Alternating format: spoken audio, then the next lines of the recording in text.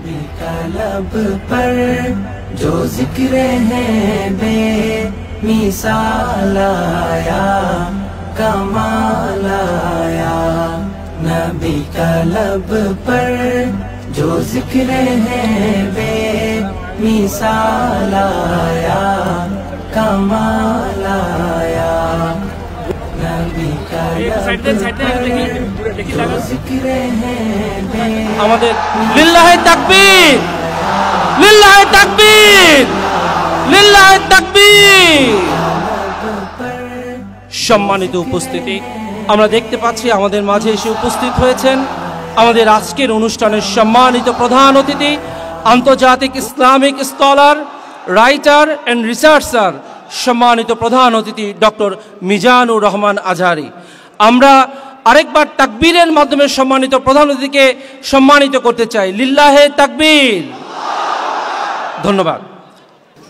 Medical দাওয়া society of বাংলাদেশের আয়োজনে আজকের বাংলাদেশ চীন মৈত্রী সম্মেলন কেন্দ্রে অনুষ্ঠিত দাওয়া সেমিনার 2025-এ আপনারা যারা উপস্থিত হয়েছেন, আমি সবাইকে জানাচ্ছি আন্তরিক শুভেচ্ছা, মোবারকবাদ এবং অভিনন্দন।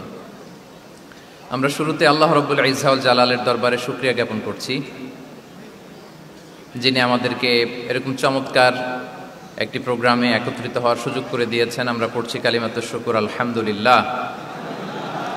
অন্তরের অন্তঃস্থল থেকে মেডিকেল দাওয়া সোসাইটি অব বাংলাদেশকে অভিনন্দন এবং শুভেচ্ছা জানাই, যারা প্রায় বিগত 2 মাস যাবৎ অনেক প্ল্যানিং, প্রোগ্রাম, অনেক ডেডিকেশন, এফোর্ট শেষে আজকের এই চমৎকার কনফারেন্স হলে এরকম চমৎকার একটি দাওয়া সেমিনারের আয়োজন করেছেন।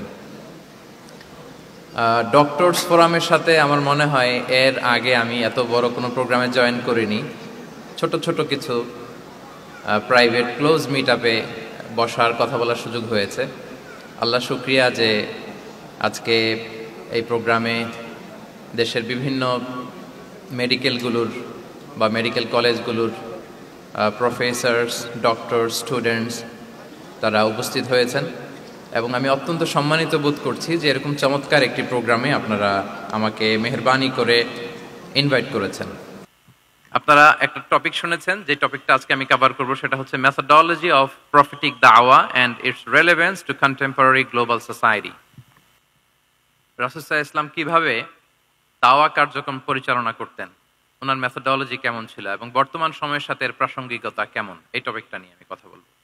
তার আগে আমি শুরুতে দাওয়া ইস্যু যখনই আমার সামনে আসে তখন যেই কথাটা আমি বলি বা শেয়ার করি সেটা হচ্ছে মানহাজুল ওয়াসাতিয়া, মানে the balanced approach of Islam, ইসলামের যে ভারসাম্যপূর্ণ নেচার, এটা নিয়ে আমি কথা বলি।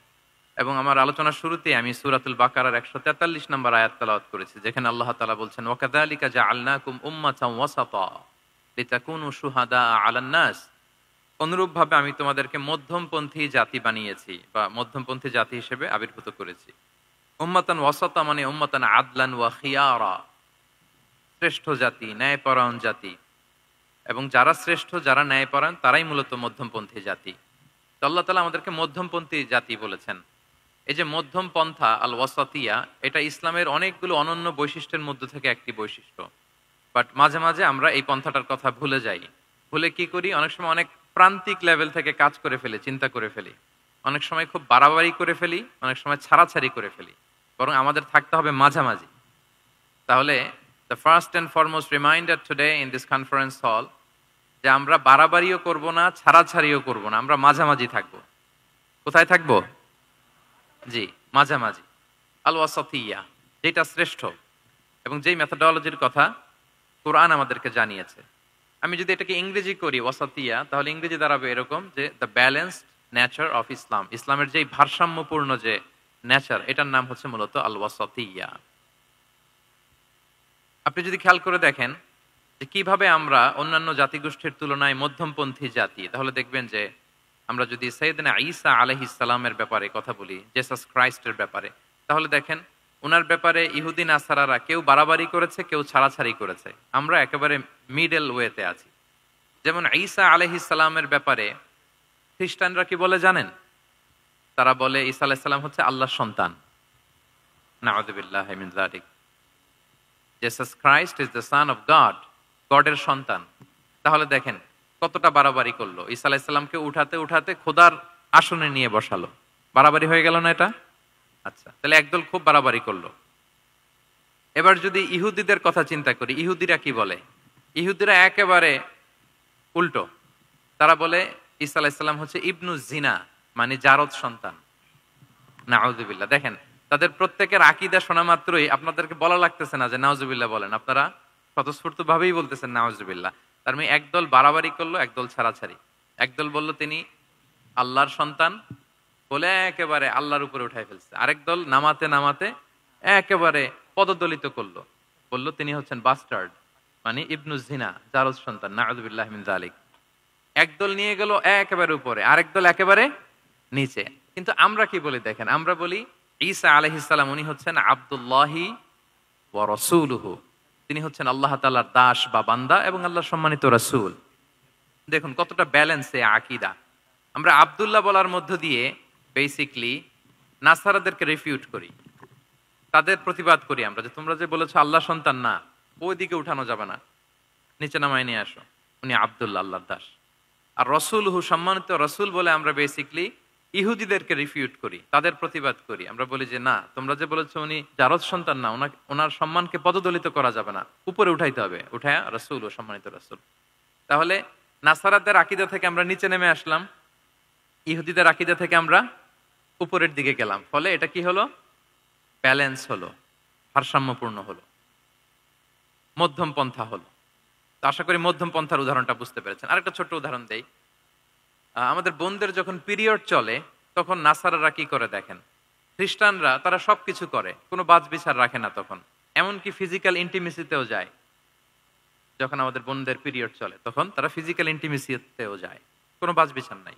এটা হচ্ছে নাসারাদের অবস্থান। আর ইহুদিদের কি অবস্থান? এরা এই 5 দিন 7 দিন আমাদের বোনদের যখন পিরিয়ড চলে তখন তারা তাদের স্ত্রীদেরকে ধরবে না, ছোবে না, স্পর্শ করবে না, একসাথে বসবেও না।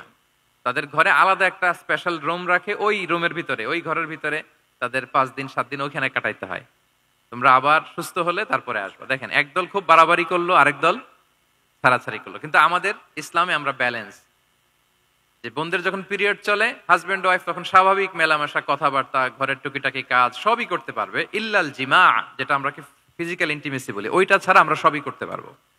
তাহলে দেখেন এই দুইটা উদাহরণ আমি সামনে আনলাম এজন্য যে এই যে মানহাজুল ওয়াসাতিয়াতি ওয়াল ইতিদাল, মধ্যম পন্থার কথা আমরা যেটা বলি, যেটাকে দিয়ে আল্লাহ তাআলা আমাদেরকে সম্মানিত করেছেন যে ওয়াকাযালিকা জাআলনাকুম উম্মাতাম ওয়াসাতা, তোমাদেরকে আমি মধ্যমপন্থী জাতি বানিয়েছি, তোমাদের মধ্যে বাড়াবাড়িও থাকবে না, ছাড়াছাড়িও থাকবে না, বরং আমরা হব মধ্যমপন্থী। আমরা কি হব? কি হব? কিছুদিন আগে বোধহয় দেখলাম ওই যে ছাত্ররা যে দল করতেছে ওইটাও মধ্যমপন্থা নাম দিয়ে দিছে। আবার আজকের এই আলোচনা করে কোন বিপদে পড়ি, পরে বলবে যে তো বোধহয় ছাত্রদেরকে সাপোর্ট করতেছে ভেতরে ভেতরে। না, ওই ছাত্রদের মধ্যমপন্থার কথা বলতেছি না, ইসলাম যে মানহাজুল ওয়াসাতিয়ার কথা বলেছে সেটার কথা বললাম।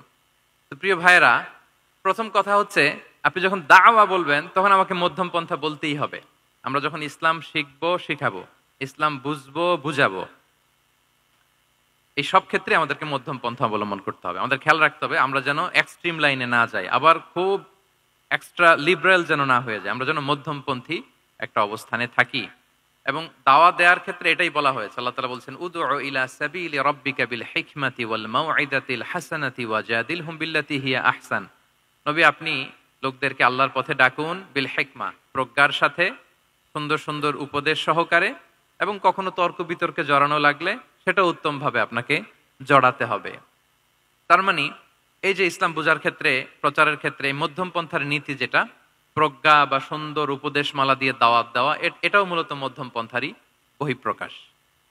আমরা যখন কোনো দাওয়া কাজ করব অলওয়েজ মাথায় রাখতে হবে যে আমি বাড়াবাড়ি যেন না করি, আমি আবার ছাড়াছাড়িও যেন না করি, আমি যেন মাঝামাঝি থাকি। তো এই যে দাওয়া আমরা দিচ্ছি, দাওয়াটা কি? বেসিক্যালি এটা হচ্ছে একটা কমিউনিকেশন, রাইট? এই যে আমি কথা বলতেছি, আপনারা শুনতেছেন, ইমাম সাহেব খুতবা দিচ্ছেন, আমরা সেটা শুনি, স্ট্রিট দাওয়া হয়, বিভিন্ন রকম দাওয়া এখন হচ্ছে, এগুলো basically communication. And this communication should be full of wisdom and beautiful advice. এটাই মূলত আল ওয়াসাতিয়া, মানহাজুল ওয়াসাতিয়া, মধ্যম পন্থা। আমি যে বিশ্ববিদ্যালয় থেকে ব্যাচেলর করেছি ওই বিশ্ববিদ্যালয়ের একটা স্লোগান আছে, মানহাজুল ওয়াসাতিয়াতি ওয়াল ই'তিদাল, ওনারা মধ্যম পন্থার কথা বলে। তো আমি যেহেতু এই বিশ্ববিদ্যালয় আল আজহারের গ্রাজুয়েট, আমি যেখানেই যাই একটু করে আমি এই আল ওয়াসাতিয়ার কথাটা বলি প্রিয় ভাইরা। তো দাওয়া যেহেতু কমিউনিকেশন, আমরা ওরাল দাওয়া দিয়ে থাকি, কিন্তু বেসিকলি ওরাল দাওয়ার চেয়ে যেটা প্র্যাকটিক্যাল দাওয়া, থিওরিটিক্যাল দাওয়ার চেয়ে প্র্যাকটিক্যাল দাওয়াটা এটা বেশি ইফেক্টিভ, বেশি প্রোডাক্টিভ। আমরা যখন তাফসির মাহফিল করি, আমরা খুতবা দেই, আলোচনা করি, এটা থেকে তো মানুষ শিখে, কিন্তু আমি যদি আমার আচরণ দিয়ে কোনো একটা মেসেজ দিতে পারি, ওইটা মানুষের হৃদয়ে বেশি দাগ কাটে, বেশি মনে থাকে, খুব বেশি মনে থাকবে। এটার সুযোগ আপনাদের বেশি। যেমন আমি যদি একটা কোরআনের আয়াতের কথা বলি, এটার খুব একটা মূল্যায়ন নাই, কারণ উনি হুজুর মানুষ, উনি তো কোরআনই বলবে। কিন্তু একজন ডক্টর যখন কোরআনের আয়াত বলে, তখন বলে দেখছো মাশাআল্লাহ, একজন ডক্টর, সে চিকিৎসা বিজ্ঞানে এত বড় এক্সপার্টিজের পর আবার কোরআনও জানে। ওই কথা কিন্তু আমিও বলছি, আমার দাম নাই। কিন্তু আপনাদেরকে কত সম্মানের চোখে দেখা হচ্ছে। আবার দেখেন, 5 ওয়াক্ত সালাত আদায় করা জামাতের সাথে, ফরজ সালাতগুলো, এটা তো মানে করতেই হবে, কম্পালসারি। এটা করে তো খুব বেশি ক্রেডিট নেওয়ার কিছু নাই, আমরা সবাই পড়ি। কিন্তু একজন ডাক্তার যখন নামাজ পড়ে, খেয়াল করে দেখবেন, একজন ডক্টর যখন চেম্বারে রুগীদেরকে রেখে বলে যে ওখানে যদি লেখা থাকে যে সালাতের সময় বিরতি থাকবে, বা বলা হয় যে এই ডাক্তার কিন্তু রুগী বসিয়ে রেখে নামাজটা পড়ে এসে আবার রুগী দেখা শুরু করে, এটা সবাই খুব পজিটিভলি নেয় যে দেখো এত ব্যস্ততার পরেও চাইলে এই সময় রুগী দেখতে পারতো, কিন্তু উনি নামাজ পড়ে। দেখেন, একই কোরআনের কথা আমিও বললাম, আপনিও বললেন, আপনার মর্যাদা কত বেশি। আমিও জামাতে নামাজ পড়ি, ইমামতি করাই, আর আপনি যে একটু তাড়াতাড়ি করে নামাজটা পড়ে চলে আসেন, এটাতে আপনার এপ্রিসিয়েশন কত বেশি। তো এভাবে আপনাদের কিন্তু দাওয়া কাজ করার সুযোগ অনেক বেশি, কারণ এটা অনেক মানে নোবেল একটা প্রফেশন, মহৎ পেশা। আপনারা জনগণকে সরাসরি সেবা দেওয়ার যে ব্যাপারটা, এটার সুযোগ আছে। যুদ্ধ বিধ্বস্ত আপনি আহতদেরকে সেবা দিতে পারেন, আগুনে পোড়া রোগীদেরকে সেবা দিতে পারেন, দুরারোগ্য ব্যাধি, তার আর যাওয়ার জায়গা নেই, আপনি সেবা দিতে পারতেছেন। যে কোনো রোগ বালাই, যে কোনো পরিস্থিতিতে যখন একজন মানুষ অসুস্থ হয়, তখন আপনি সেবা দিচ্ছেন, তখন তার মনটা কিন্তু খুব নরম থাকে, তার মধ্যে একটা অসহায়ত্ব কাজ করে। ওই একটা অসহায় মানুষ, তার মনটা খুব নরম, ওই রকম একটা সিচুয়েশনে তারা আপনাদের দ্বারস্থ হয়। ফলে আপনাদের কিন্তু দাওয়া কাজ করার সুযোগ অনেক বেশি, এবং সেক্ষেত্রে ওরাল দাওয়ার চেয়ে আপনার যে প্র্যাকটিক্যাল দাওয়া, এটার ইফেক্ট অনেক বেশি। নিজের আচরণ দিয়ে যে মেসেজটা দেওয়া যায়, এটা সবচেয়ে ইফেক্টিভ। আপনার লেনদেন, আপনার ডিলিংস কেমন, আপনি মানুষ হিসেবে কেমন, এটা সবচেয়ে পাওয়ারফুল দাওয়া। উমরে ফারুক রাদিয়াল্লাহু তাআলা আনহু, উনি ওনার ছাত্রদেরকে প্রায় বলতেন, উমরে ফারুক রাদিয়াল্লাহু তাআলা, উনি বলতেন যে কুনু দুআতান ইলাল্লাহি ওয়া আনতুম সামিতুন, যে তোমরা আল্লাহর রাস্তায় দাওয়াতি কাজে বের হয়ে যাও এমন অবস্থায় যে তোমরা চুপচাপ। তো ছাত্ররা বলতো দাওয়াতি কাজও করতে বলতেছেন, আবার চুপচাপও থাকতে বলতেছেন, এটা আবার কিভাবে দাওয়াত দিব? তো উমর ফারুক রাদিয়াল্লাহু তাআলা আনহু বলতেন, বি আখলাকিকুম, তোমাদের আখলাক দিয়ে দাওয়াত দাও। আখলাক দিয়ে দাওয়াত দেওয়া যায় না? বলেন তো, আখলাক দিয়ে দাওয়াত দেওয়া যায় কি যায় না? যায়। এই আখলাক দিয়ে যে দাওয়াত, এটা অনেক পাওয়ারফুল। 10টা তাফসির মাহফিল করে আমি এটা করতে পারবো না। আপনি আপনার আখলাক দিয়ে, আপনার ব্যক্তিত্ব দিয়ে, আপনার লেনদেন, হ্যাঁ, এগুলো দিয়ে আপনি যে দাওয়াটা দিতে পারবেন, অন্য অনেক কিছু দিয়ে সেটা হবে না। এজন্য ওমর ফারুক বলতেন, কুনু দুআতান ইলাল্লাহি ওয়া আনতুম সামিতুন, আল্লাহর রাস্তায় দায়ী হয়ে বের হও কিন্তু চুপচাপ। কিভাবে? বলে বি আখলাকিকুম, তোমাদের আখলাক দিয়ে। এটা বেশি পাওয়ারফুল। এবং রাসূল সাল্লাল্লাহু আলাইহি ওয়াসাল্লামের ব্যাপারে যখন জিজ্ঞেস করা হতো আম্মাজান আয়েশা রাদিয়াল্লাহু তাআলা আনহাকে যে রাসূল সাল্লাল্লাহু আলাইহি ওয়াসাল্লামের আচরণ কেমন ছিল, তখন আম্মাজান আয়েশা বলতেন যে কানা খুলুকুহু আল কোরআন, কোরআনই ছিল রাসূল সাল্লাল্লাহু আলাইহি ওয়াসাল্লামের চরিত্র।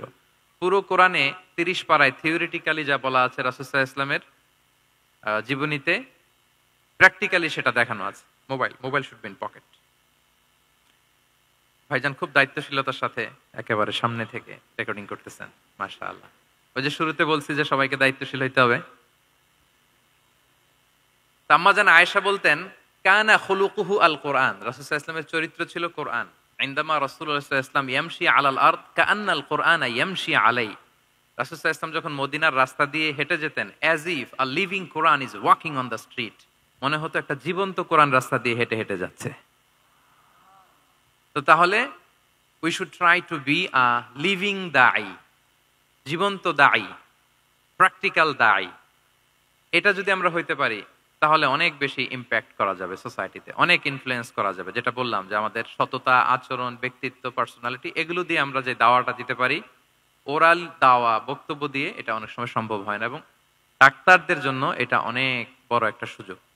তাহলে ইন্ট্রোডাক্টরি ডিসকাশনে আমি দুটা বিষয়ে কথা বললাম। এক হচ্ছে আমাদেরকে মধ্যমপন্থী হইতে হবে, মানহাজুল ওয়াসাতিয়া ওয়াল ইআতিদাল, এক নাম্বার। দুই নাম্বার হচ্ছে লিভিং দায়ী হওয়ার চেষ্টা করতে হবে, এটা বেশি প্রোডাক্টিভ এন্ড ইফেক্টিভ। এই দুইটা পয়েন্ট আমরা বুঝতে পেরেছি তো না? বুঝতে পেরেছেন সবাই? মাশাআল্লাহ। এবার চলুন যে রাসূল সাল্লাল্লাহু আলাইহি ওয়াসাল্লামের যে প্রফেটিক দাওয়া মেথোডোলজি, কিভাবে উনি দাওয়া কাজের আঞ্জাম দিতেন, সেখান থেকে আমাদের নেয়ার আধুনিক সময়ের এর প্রাসঙ্গিকতা কি আছে, আমি 10টা পয়েন্টে আজকের এই সেমিনারে কিছু কথা উপস্থাপনের চেষ্টা করব। ওমা তাওফীক ইল্লা বিল্লাহ। এক নাম্বার কথা হচ্ছে, আমরা যে দাওয়া দিব, এই দাওয়া language should be very soft and mild and very touchy. দাওয়া ল্যাঙ্গুয়েজ হইতে হবে ভেরি সফট, অলওয়েজ সফট, সব সময়। ইফ ইউ টক অ্যাবাউট দাওয়া, this language should be very soft and mild and touchy. দাওয়ার কথা বললে হয়তো আপনি পলিটিক্স করেন, ওইটা আলাদা কথা, আপনি জেহাদের ময়দানে, ওইটা আলাদা কথা। আমি জেহাদ পলিটিক্স নিয়ে কথা বলতেছি না, আই এম টকিং অ্যাবাউট দাওয়া। যদি আপনি দাওয়া সেমিনারের কথা বলেন, যদি মেডিকেল দাওয়া সোসাইটির নাম দেন, দাওয়া বললে আমাকে বলতে হবে দাওয়ার language should be very soft and mild. আমরা এটা অনেক সময় ভুল করে ফেলি, এটা করা যাবে না। কারণ আপনি হৃদয় থেকে যদি কোনো কথা বলেন, এটা শ্রোতার হৃদয়ে যে টাচ করে। আল্লাহর হাবিব সাল্লাল্লাহু আলাইহি ওয়াসাল্লামের কথাগুলো নিয়ে এত আলোচনা, বিশ্লেষণ, কথাগুলো এত অ্যাপিলিং কেন, এত আবেদনময় কেন? এর কারণ হচ্ছে রাসূল সাল্লাল্লাহু আলাইহি ওয়াসাল্লাম যা বলেছেন তিনি হৃদয় থেকে বলেছেন। হৃদয় থেকে কথা বেরোলে এটা শ্রোতার হৃদয়ে যে টাচ করে। একটা ছোট্ট আয়াত আমি তেলাওয়াত করি, সূরা তাহার। আল্লাহ তাআলা বলছেন, ফাকুলা লাহু কাওলান লাইয়িনা লাআল্লাহু ইয়াতাযাক্কারু আও ইয়াখশা। আল্লাহ তাআলা মূসা আলাইহিস সালাম এবং হারুন আলাইহিস সালাম, ওনাদের দুইজনকে বলছেন যে তোমরা দুই ভাই মিলে যাও, ফেরাউনের কাছে যে দাওয়াত দাও এবং কোমল ভাষায় দাওয়াত দাও। কি ভাষায়? সবাই বলুন। কোমল ভাষায় দাওয়াত দাও। কাওলান লাইয়িনা, use very soft and mild language, very touchy language. Soft এবং কোমল ভাষায় দাওয়াত দাও কাকে? পৃথিবীর সবচেয়ে বড় সন্ত্রাস, তাই না? হ্যাঁ, দুর্ধর্ষ সন্ত্রাস, খোদাদ্রোহী, তারপর সীমা লঙ্ঘনকারী। আপনি যত নেগেটিভ যা বলবেন সব যাবে ওর সাথে। ফিরআউন, লাআল্লাহু ইয়াতাযাক্কারু আও ইয়াখশা, হয়তো সে উপদেশ গ্রহণ করবে অথবা তার হৃদয়ে ভয়ের উদ্রেক হতে পারে। হয়তো তোমরা soft and mild language use করবা। মূসা এবং হারুন কোমল ভাষায় যে তোমরা দাওয়াত দিবা। আচ্ছা, কার ব্যাপারে আল্লাহ বললেন, কাকে দাওয়াত দিতে বললেন? সবাই বলেন তো নামটা। ফেরাউন। আচ্ছা, ফেরাউনের ক্ষেত্রে আল্লাহ তাআলা বললেন যে soft and mild language use করো, নরম ভাষা। আমাকে উত্তর দেন, আমাদের কারেন্ট সময় আমরা যাদেরকে জালিম বলি, যাদেরকে খারাপ বলি, ফাসিক বলি, পাপাচারী, ধরেন যে আমার মতে বা আপনাদের মতে যে সবচেয়ে খারাপ পাপাচারী মনে করার সুযোগ আমাদের নাই। কে জান্নাতি কে জাহান্নামী এটা ডিসাইড করবে কে? আল্লাহ তাআলা। কিন্তু আমাদের চোখে যে পাপী, যে ভুল করেছে, যে জালিম, ওই জালিমগুলো, খারাপ লোকগুলো কি ফেরাউনের চেয়ে বেশি খারাপ ছিল? ছিল? ওই ফেরাউনের ক্ষেত্রে আল্লাহ বলেছেন ফাকুল লাহু কাওলান লাইয়িনা, সফট ল্যাঙ্গুয়েজ ইউজ করো মূসা এবং হারুন, কোমল ভাষা ব্যবহার করো। হয়তো তার ভুল ভেঙে যাবে, হয়তো সে উপদেশ গ্রহণ করবে। তো তাহলে দেখেন কত বড় ভুল আমরা করি। আমরা মাঝে মাঝে এমন অ্যাটাকিং মুডে কথা বলি, এমন আগ্রাসী হয়ে কথা বলি, ওর মানার এক সুযোগ থাকলেও ও মানবে না। কি বলেন? যাও মানার একটু ইচ্ছা ছিল, আমার এই অ্যাটিটিউডের কারণে সে আর এটা শুনবে না। এটাই মানুষের স্বভাব। আপনি আগ্রাসী হয়ে অ্যাটাকিং হয়ে কথা বলে মানুষ এটা শোনে না। তাহলে দাওয়ার প্রফিটিক এক নাম্বার মেথোডোলজি হচ্ছে দাওয়ার ল্যাঙ্গুয়েজ হইতে হবে very soft and very mild. Allah তাআলা সূরাতু আলে ইমরানে বলছেন, ফাবিমা রাহমাতিম মিনাল্লাহি লিনতা লাহুম ওয়ালাউ কুনতা ফাযযান গালিযাল কলবি লানফাদ্দু মিন হাওলিক। নবী হে, আল্লাহর অনুগ্রহে, আল্লাহর রহমতে আপনি কোমল ভাষী হয়েছেন। আপনি কোমল ভাষী না হয়ে যদি রূঢ় ভাষী হতেন, তাহলে মানুষজন আপনার কাছ থেকে ভেগে ভেগে পালাতো। কিন্তু আমরা দেখতাম যে সাহাবারা রাসূল সাল্লাল্লাহু আলাইহি ওয়াসাল্লামের কাছে শুধু জড়ো হইতে চেত, দেখা করতে চেত, রাসূলকে ঘিরে রাখতো, এত পছন্দ করতো রাসূল সাল্লাল্লাহু আলাইহি ওয়াসাল্লামের কোমল আচরণের কারণে। ইভেন ফ্যামিলিতে কোনো সমস্যা হলে, অনেক সাহাবারা বলতেন ফ্যামিলির সাথে সমস্যা হলেও তারা রাসূলের কাছে চলে আসতো। এমনকি কারো পেটে ক্ষুধা লাগলেও তারা রাসূলের দরবারে চলে আসতো। তারা বলতো রাসূল সাল্লাল্লাহু আলাইহি ওয়াসাল্লামের চেহারার দিকে তাকালেই আমাদের ক্ষুধা মিটে যেত। কি কোমল ভাষী ছিলেন কত সুন্দর সফট ল্যাঙ্গুয়েজ রাসূল সাল্লাল্লাহু আলাইহি ওয়াসাল্লাম ইউজ করেছেন। হ্যাঁ, রাসূল সাল্লাল্লাহু আলাইহি ওয়াসাল্লাম কখনো যে কঠোর ভাষায় কথা বলতেন না তা না, মাঝে মাঝে বলতেন, কিন্তু বেশিরভাগ ওনার দাওয়া ছিল সফট অ্যান্ড মাইল্ড। মাঝে মাঝে প্রেক্ষাপটের আলোকে রাসূল সাল্লাল্লাহু আলাইহি ওয়াসাল্লাম অনেক সময় তেজস্বী জ্বালাময়ী ভাষণ দিতেন, মনে হতো কান্নাহু তিনি কি করছেন, ব্যাটালিয়নকে কমান্ড করছেন। এটা মাঝে মাঝে চেহারা লাল হয়ে যেত, গড়গড় করতেন যুদ্ধের আগে। কিন্তু রেগুলার বেসিসে রাসূল সাল্লাল্লাহু আলাইহি ওয়াসাল্লাম খুব কোমল ভাষায় কথা বলতেন। তাহলে এক নম্বরে যেটা জানলাম, যদি আপনি দাওয়া মেন্টালিটি, দাওয়া মোডে থাকতে চান, আপনার ভাষা হতে হবে শক্ত না নরম, সফট হইতে হবে, কোমল। কারোর প্রতি আগ্রাসী হয়ে যেন আমরা কথা না বলি, অ্যাটাকিং মোডে যেন না বলি, বললেও শুনবে না, এটাই মানুষের নেচার। সফট ল্যাঙ্গুয়েজে বলতে হয়। ফেরাউনকে যদি বলা হয় ওর সাথে ভালোভাবে বলো, তো আমাদের আশেপাশে যারা আছে এরা তো আরো এদেরকে সম্মান দিয়ে নরম করে বলা উচিত, কি বলেন? জি, এক নম্বর গেল। দুই নম্বর হচ্ছে, দাওয়াকে ফলপ্রসূ করতে হলে রাসূল সাল্লাল্লাহু আলাইহি ওয়াসাল্লাম যেটা করতেন, শ্রোতাদের অনেক সময় মনোযোগ আকর্ষণের জন্য উনি অনেক ধরনের টুলস, অনেক ধরনের জিনিস তিনি ব্যবহার করতেন। যেমন একটা পদ্ধতি রাসূল সাল্লাল্লাহু আলাইহি ওয়াসাল্লামের ছিল, রাসূল সাল্লাল্লাহু আলাইহি ওয়াসাল্লাম মানুষের আকর্ষণ বৃদ্ধির জন্য মাঝে মাঝে প্রশ্ন ছুড়ে দিতেন অডিয়েন্সকে, drawing attention of the listener by throwing questions. Question throw করার মাধ্যমে অ্যাটেনশন গ্রো করতেন। হাদিসে এরকম অনেক উদাহরণ পাওয়া যায়। একটা ছোট্ট হাদিস শেয়ার করি, সহিহ মুসলিমে এসেছে। রাসূল সাল্লাল্লাহু আলাইহি ওয়াসাল্লাম একবার সাহাবাদেরকে বললেন, ইন্না মিনাশ শাজারি শাজারাতান লা ইয়াসকুতু ওয়ারাকুহা মাসালুহা মাসালুল মুসলিম। রাসূল সাল্লাল্লাহু আলাইহি ওয়াসাল্লাম জিজ্ঞেস করলেন, তোমরা কি কেউ বলতে পারবা বৃক্ষরাজির মধ্যে একটা বৃক্ষ আছে, গাছের মধ্যে একটা গাছ আছে, যেই গাছের কখনো পাতা ঝরে না, ওই গাছের পাতা কখনো ঝরে না। এর দৃষ্টান্ত হচ্ছে মুসলিমের দৃষ্টান্তের মতো। বলতো ফাহাদ্দিসুনি মা হিয়া, বলতো ওই গাছটা কি, কে বলতে পারো? আপনারা তো সব একেবারে পেরে গেছেন। তো সাহাবারা ওই দিন কেউ বলতে পারেন নাই, কারণ কি জানেন? একে তো আমরা জানি হাদিস স্টাডি করার কারণে, হাদিস স্টাডি না করলে তো আমরা বলতে পারতাম না, আমাদের দেশে তো খেজুর গাছ অত হয়ও না। তো ওনারা কেউ বলতে পারে না, এর কারণ হচ্ছে তারা ভাবছিল প্রশ্ন যেহেতু করছে, এটা যেন তেন প্রশ্ন, এটা কঠিন কোনো গাছের একটা নাম বলতে হবে। তো বাড়ির পাশে যে খেজুর গাছ, মদিনার অলিতে গলিতে যে খেজুর গাছ ভর্তি, এই দিকে আর ওনাদের অ্যাটেনশন যায় না। ওনারা চলে গেছে মরুভূমিতে, ইয়ামানে, তারপর একেবারে ডেজার্টের মাঝখানে কি কি ক্যাকটাস, গুলমলতা, কি কি গাছ আছে, ওগুলো আওড়াচ্ছে মনে মনে। ভাবতেছে যে খেজুর গাছের কথা তো রাসূল সাল্লাল্লাহু আলাইহি ওয়াসাল্লাম আমাদের জিজ্ঞেস করার কথা না, এ তো আমাদের গাছ, বাড়ির পাশের গাছ। কেউই আর বলতে পারে নাই। এরপর রাসূল সাল্লাল্লাহু আলাইহি ওয়াসাল্লাম যখন দেখলেন সবাই অপারগ, রাসূল সাল্লাল্লাহু আলাইহি ওয়াসাল্লাম বললেন, ইন্নাহা আন-নাখলা, এটা হচ্ছে খেজুর গাছ, ডেট প্লান্ট। তো আব্দুল্লাহ ইবনে ওমর রাদিয়াল্লাহু তাআলা আনহু বাড়িতে যাওয়ার পরে ওমরে ফারুককে তার বাবাকে বললেন যে, বাবা, আজকে যে রাসূল সাল্লাল্লাহু আলাইহি ওয়াসাল্লাম প্রশ্ন ছুড়ে দিলেন, আপনারা যে কেউ পারলেন না, উত্তরটা কিন্তু আমি পারতাম। তো ওমরে ফারুক বললেন, বলো কি, তুমি পারতা? তো বললা না কেন? তুমি আজকে উত্তর দিতে পারলে তো রাসূলের সামনে আমার বুকটা এত বড় হয়ে যেত, লাল উট পেলে আরবরা যেই খুশি, আমি এর চেয়ে বেশি খুশি হতাম। তখন উনি বললেন যে, আপনি পারতেছেন না, অন্যান্য বয়স্ক সাহাবারা পারতেছে না, মুরব্বীরা কেউ যেহেতু বলে নাই, আমি বিনয়ের খাতিরে উত্তরটা দেই নাই, কিন্তু আমি জানতাম যে এটা খেজুর গাছ। তাহলে দেখেন, রাসূল সাল্লাল্লাহু আলাইহি ওয়াসাল্লাম অ্যাটেনশনটাকে ড্র করার জন্য প্রশ্ন ছুড়ে দিতেন।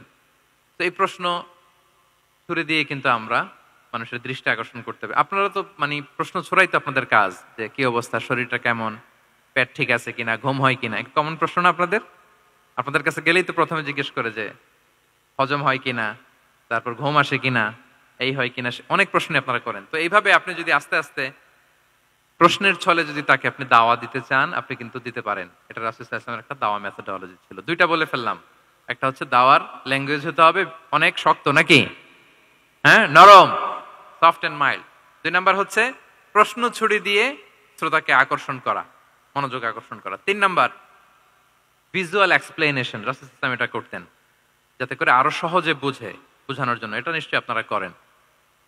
রাসূল সাল্লাল্লাহু আলাইহি ওয়াসাল্লামের দাওয়া জিন্দেগিতে দেখা যায় প্রায় সময় কিছু উনি ভিজুয়াল এক্সপ্লেনেশন নিয়ে এসেছেন সাহাবাদের সামনে, যাতে করে সাহাবারা to get a better idea of the issue, আরো ইজিলি বুঝতে পারেন। যেমন একবার রাসূল সাল্লাল্লাহু আলাইহি ওয়াসাল্লাম অনাথ ইয়েতিমদেরকে যারা দেখভাল করে তাদেরকে মর্যাদা, এটা বোঝাতে যে রাসূল সাল্লাল্লাহু আলাইহি ওয়াসাল্লাম দুই আঙ্গুল উঁচু করে একবার বললেন যে, আনা ওয়া কাফিলুল ইয়াতীমি ফিল জান্নাতি কাহাতাইন। আমার আঙ্গুল দুটো দেখতে পাচ্ছেন আপনারা সবাই? দুইটা আঙ্গুল উঁচু করেন তো এভাবে। মানুষ তো মনে করবে ভিক্টরি সাইন দেখাই দিছে আমরা। এই যে, তো রাসূল সাল্লাল্লাহু আলাইহি ওয়াসাল্লাম বললেন, আনা ওয়া কাফিলুল ইয়াতীমি কাহাতাইন, হাত নামান। অর্থাৎ আমি এবং এতিমের রক্ষণাবেক্ষণকারী কিয়ামতের দিন এভাবে কাছাকাছি প্রতিবেশী হয়ে থাকবো। এই দুইটা আঙ্গুলের মাঝখানে যেমনি খুব একটা স্পেস নাই, গ্যাপ নাই, মানে একেবারে কাছাকাছি, নেইবরিং ফিঙ্গার, রাইট? আমি এবং এতিমের রক্ষণাবেক্ষণকারী এইভাবে নেইবর হয়ে থাকবে। এই যে ভিজুয়াল এক্সপ্লেনেশন দেখছেন, এই যে দাওয়ার মধ্যে মাঝে মাঝে এরকম ভিজুয়াল এক্সপ্লেনেশন করতে হবে যাতে করে শ্রোতারা বুঝে রাসূল ইসলাম এটা করেছেন। আচ্ছা, মুসনাদে আহমদে এক হাদিস এসেছে, রাসূল ইসলাম একবার খেজুরের একটা ডাল নিয়ে মরুভূমির মধ্যে একটা দাগ টানলেন। খাত্তালানা রাসূলুল্লাহ সাল্লাল্লাহু আলাইহি ওয়াসাল্লাম খাত্তান, একটা স্ট্রেট লাইন দিয়ে রাসূল সাল্লাল্লাহু আলাইহি ওয়াসাল্লাম বললেন এটা হচ্ছে সিরাতুল মুস্তাকিম। সাহাবাদের দৃষ্টি আকর্ষিত হলো, সবাই মনোযোগী হয়ে উঠলো, তাই নাকি? সিরাতুল মুস্তাকিম, যে দোয়া আমরা প্রতিদিন করি, ইহদিনাস সিরাতাল মুস্তাকিম, খেজুরের ডাল দিয়ে স্ট্রেট লাইন কেটে বললেন এটা হচ্ছে সিরাতুল মুস্তাকিম। এবার ওই খেজুরের ডাল দিয়ে ডানে বায়ে অনেকগুলো ছোট ছোট দাগ কাটলেন আর বললেন হাযিহি সুবুলুশ শায়তান, এগুলো হচ্ছে শয়তানের রাস্তা, এটা হচ্ছে মুস্তাকিম সোজা রাস্তা যেটা জান্নাতে যায়। আর ডানে বায়ে অনেকগুলো দাগ কাটলেন, ডেকে বললেন এই প্রতিটি রাস্তায় একটা করে শয়তান বসে থাকে আর সে তোমাদেরকে টেম্পটেশন দিতে থাকে, প্রভোকেশন করতে থাকে, ধোঁকা দিতে থাকে, ওয়াসওয়াসা দিতে থাকে। ডানে বায়ে না তাকিয়ে এই সিরাতুল মুস্তাকিমের পথেই অবিচল থাকতে হবে ইনশাআল্লাহ বলেন।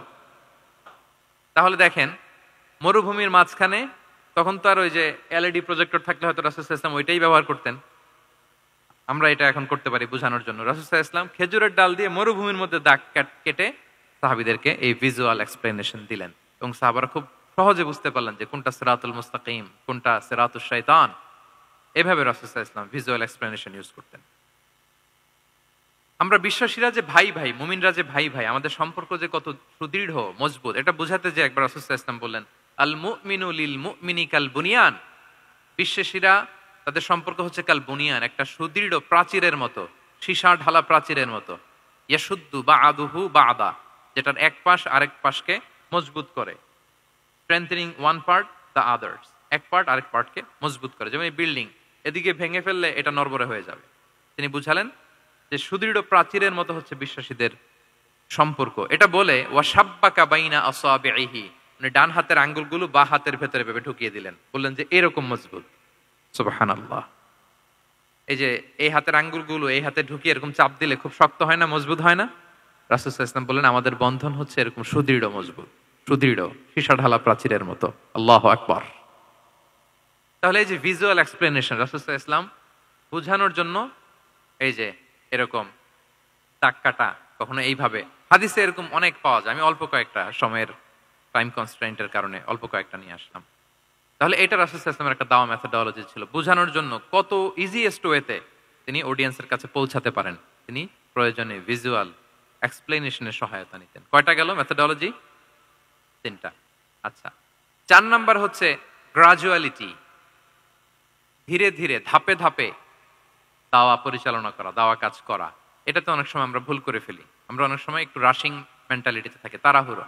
একজন ভাই নতুন দিনে ফিরছে, আগে হয়তো সংশয়বাদী ছিল, নাস্তিক ছিল, প্র্যাকটিস করতো না, এখন সে প্র্যাকটিসের ইচ্ছা করছে। এই সুযোগ পেয়ে আমি তারে বলা শুরু করলাম নামাজ পড়তে হবে, রোজা রাখতে হবে, যাকাত দিতে হবে, তোমার ওয়াইফরে পর্দা করাইতে হবে, হালাল হারাম ও কয়েক সারছে, আমার সম্ভব না। ও বলবে ভাই আগে যা ছিলাম ওইটাই ভালো ছিল, এতগুলো তো আমি মানতে পারবো না। এই যে আপনি তাকে দিন থেকে ভাগালেন, আপনার দাওয়া মেথোডোলজি জানা না থাকার কারণে আপনি তাকে ভাগালেন। একসাথে আপনি এত কথা বলবেন না। নতুন যখন কেউ দিনে ফিরে তাকে আপনি একসাথে এত কথা বলবেন না। নতুন যখন কোনো বোন ইসলামে আসতে চায় তাকে আপনি কঠিন করে বলবেন না। উপরে আমাদের বোনরা আছে, তাদেরকেও আমি বলবো সহজ করে বলেন। প্রথমে নামাজের কথা বলেন, নামাজ আস্তে আস্তে পড়ুক যতটুকু পারুক। প্রথমে হয়তো 5 ওয়াক্ত পারবে না, 1 ওয়াক্ত 2 ওয়াক্ত দিয়ে শুরু করবে, এরপর আস্তে আস্তে 5 ওয়াক্ত যাবে। এরপর তাকে একটু শালীন পোশাকের কথা বলেন যে তুমি একটু শালীন পোশাক পরো, সেফটি সিকিউরিটির জন্য ভালো। সেটাতে অভ্যস্ত হলে তাকে হেজাবের দাওয়াত দিবেন আপনি, হেজাবে অভ্যস্ত হলে নেকাবে দাওয়াত দিবেন আপনি। এইভাবে গ্রাজুয়ালিটি, ধাপে ধাপে, একসাথেই কঠিন করে দিনকে উপস্থাপন করা যাবে না। দাওয়া ইজ এ গ্রাজুয়াল প্রসেস। হ্যাঁ, গ্রাজুয়ালি যাইতে হবে। Beginning with the most important issue first, তারপর যেটা ইম্পর্টেন্ট, তারপর যেটা ইম্পর্টেন্ট, ধাপে ধাপে আপনি তাকে বলবেন। আপনারা নিশ্চয়ই সবাই মদ হারাম হওয়ার যে স্টেপগুলো আছে জানেন না? কয়বারে হারাম হয়েছে? 3 বারে। ওয়াসআলুনাকা আনিল খামরি ওয়াল মাইসির কুল ফীহিমা ইসমুন কাবীরু ওয়া মানাফিউ লিন-নাস ওয়া ইসমুহুমা আকবারু মিন নাফিহিমা। প্রথমে বললেন মদে কিছু উপকার আছে কিন্তু এটার গুনাহ বেশি, ক্ষতি বেশি, কিন্তু সামান্য উপকার আছে। তো মানুষ সচেতন হয়ে গেল। যে না এটা কিন্তু গুনাহ আছে, ক্ষতি আছে, সাবধান হইতে হবে, মদ খাওয়া কমায় দিল। আচ্ছা, এরপর বলা হলো ওয়ালা তাকরাবুস সালাতা ওয়া আনতুম সুকারা, মাতাল হয়ে মদ খাওয়া অবস্থায় নামাজে যেও না। কারণ কোন এক সাহাবী নামাজে এমন ভাবে তেলাওয়াত করলেন অর্থ চেঞ্জ হয়ে গেল। ফলে দিনে 5 বার মদ খাওয়া যাবে না, এই আয়াত দিয়ে তো তাই বোঝা যায়, তাই না?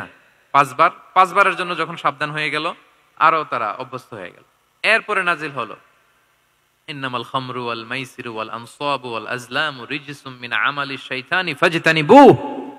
মদ, জুয়া, ভাগ্যলিপি এগুলো শয়তানের কাজ, এগুলো থেকে বেঁচে থাকো। সবাই মদিনার ঘরের ভেতরে মদের বোতল যেগুলো ছিল ভেঙে সব রাস্তায় মদ দিয়ে মদিনার অলিগলি সয়লাভ। সুবহানাল্লাহ, কারো কষ্ট হয়নি, কারণ ধাপে ধাপে মদকে হারাম করা হয়েছে। কেউ যদি চেইন স্মোকার থাকে, আপনি যদি বলেন যে স্মোকিং হারাম, কালকে থেকে একটাও খেতে পারবে না, ও পারবে?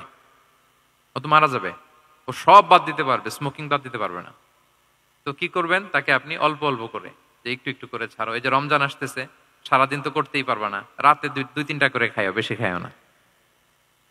না মানে ছাড়ানোর জন্য বলতেছে আর কি, যে 10টা খায় তারা যদি আপনি 2টা খাইতে বলেন, এটা তো আপনি দাওয়াই দিলেন নাকি, কমাইতে বললেন। তো সিগারেটের প্রতি তার উৎসাহিত করতেছি না আমরা।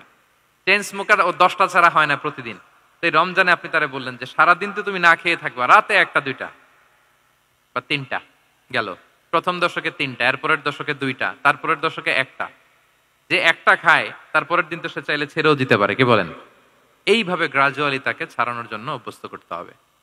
তাহলে এই গ্রাজুয়ালিটিটা দরকার। আমি হাদিস থেকে, সিরাত থেকে একটা উদাহরণ দেই, শুনুন। রাসূল সাল্লাল্লাহু আলাইহি ওয়াসাল্লাম মুআয ইবনে জাবাল রাদিয়াল্লাহু তাআলা আনহুকে ইয়ামানের গভর্নর করে পাঠালেন। তো তখন তাকে বললেন যে মুআয, ইন্নাকা তাআতি কওমান মিন আহলিল কিতাব, তোমাকে এমন একটা এলাকার গভর্নর করে পাঠাচ্ছি, তারা কিন্তু আহলি কিতাব, মানে people of the books, Jews and Christian community, তারা ইহুদি খ্রিস্টান। তো তাদেরকে যখন দাওয়াত দিবা, ধাপে ধাপে দিবা। কিভাবে দিবা? তিনি বললেন ফাদউহুম ইলা শাহাদাতি আন লা ইলাহা ইল্লাল্লাহ ওয়া আন্না মুহাম্মাদুর রাসূলুল্লাহ। প্রথমে দাওয়াত দিবা তাওহীদ আর রিসালাতের। আওয়াজ করে বলেন, প্রথমে কিসের? তাওহীদ এবং রিসালাতের। আচ্ছা, ফা ইনহুম আতাউ লিযালিক, তারা যখন এটা মেনে নেয়। আরবিটা খেয়াল করেছেন অর্থটা? ফা ইনহুম আতাউ লিযালিক, তাওহীদ রিসালাত যদি মেনে নেয় তাহলে তাদেরকে 5 ওয়াক্ত নামাজের দাওয়াত দিও। আচ্ছা, 5 ওয়াক্ত নামাজে যখন তারা অভ্যস্ত হয়ে যায়, ফা ইনহুম আতাউ লিযালিক, যখন তারা এটাও মেনে নেয় তখন তাদেরকে যাকাতের আদেশ করো।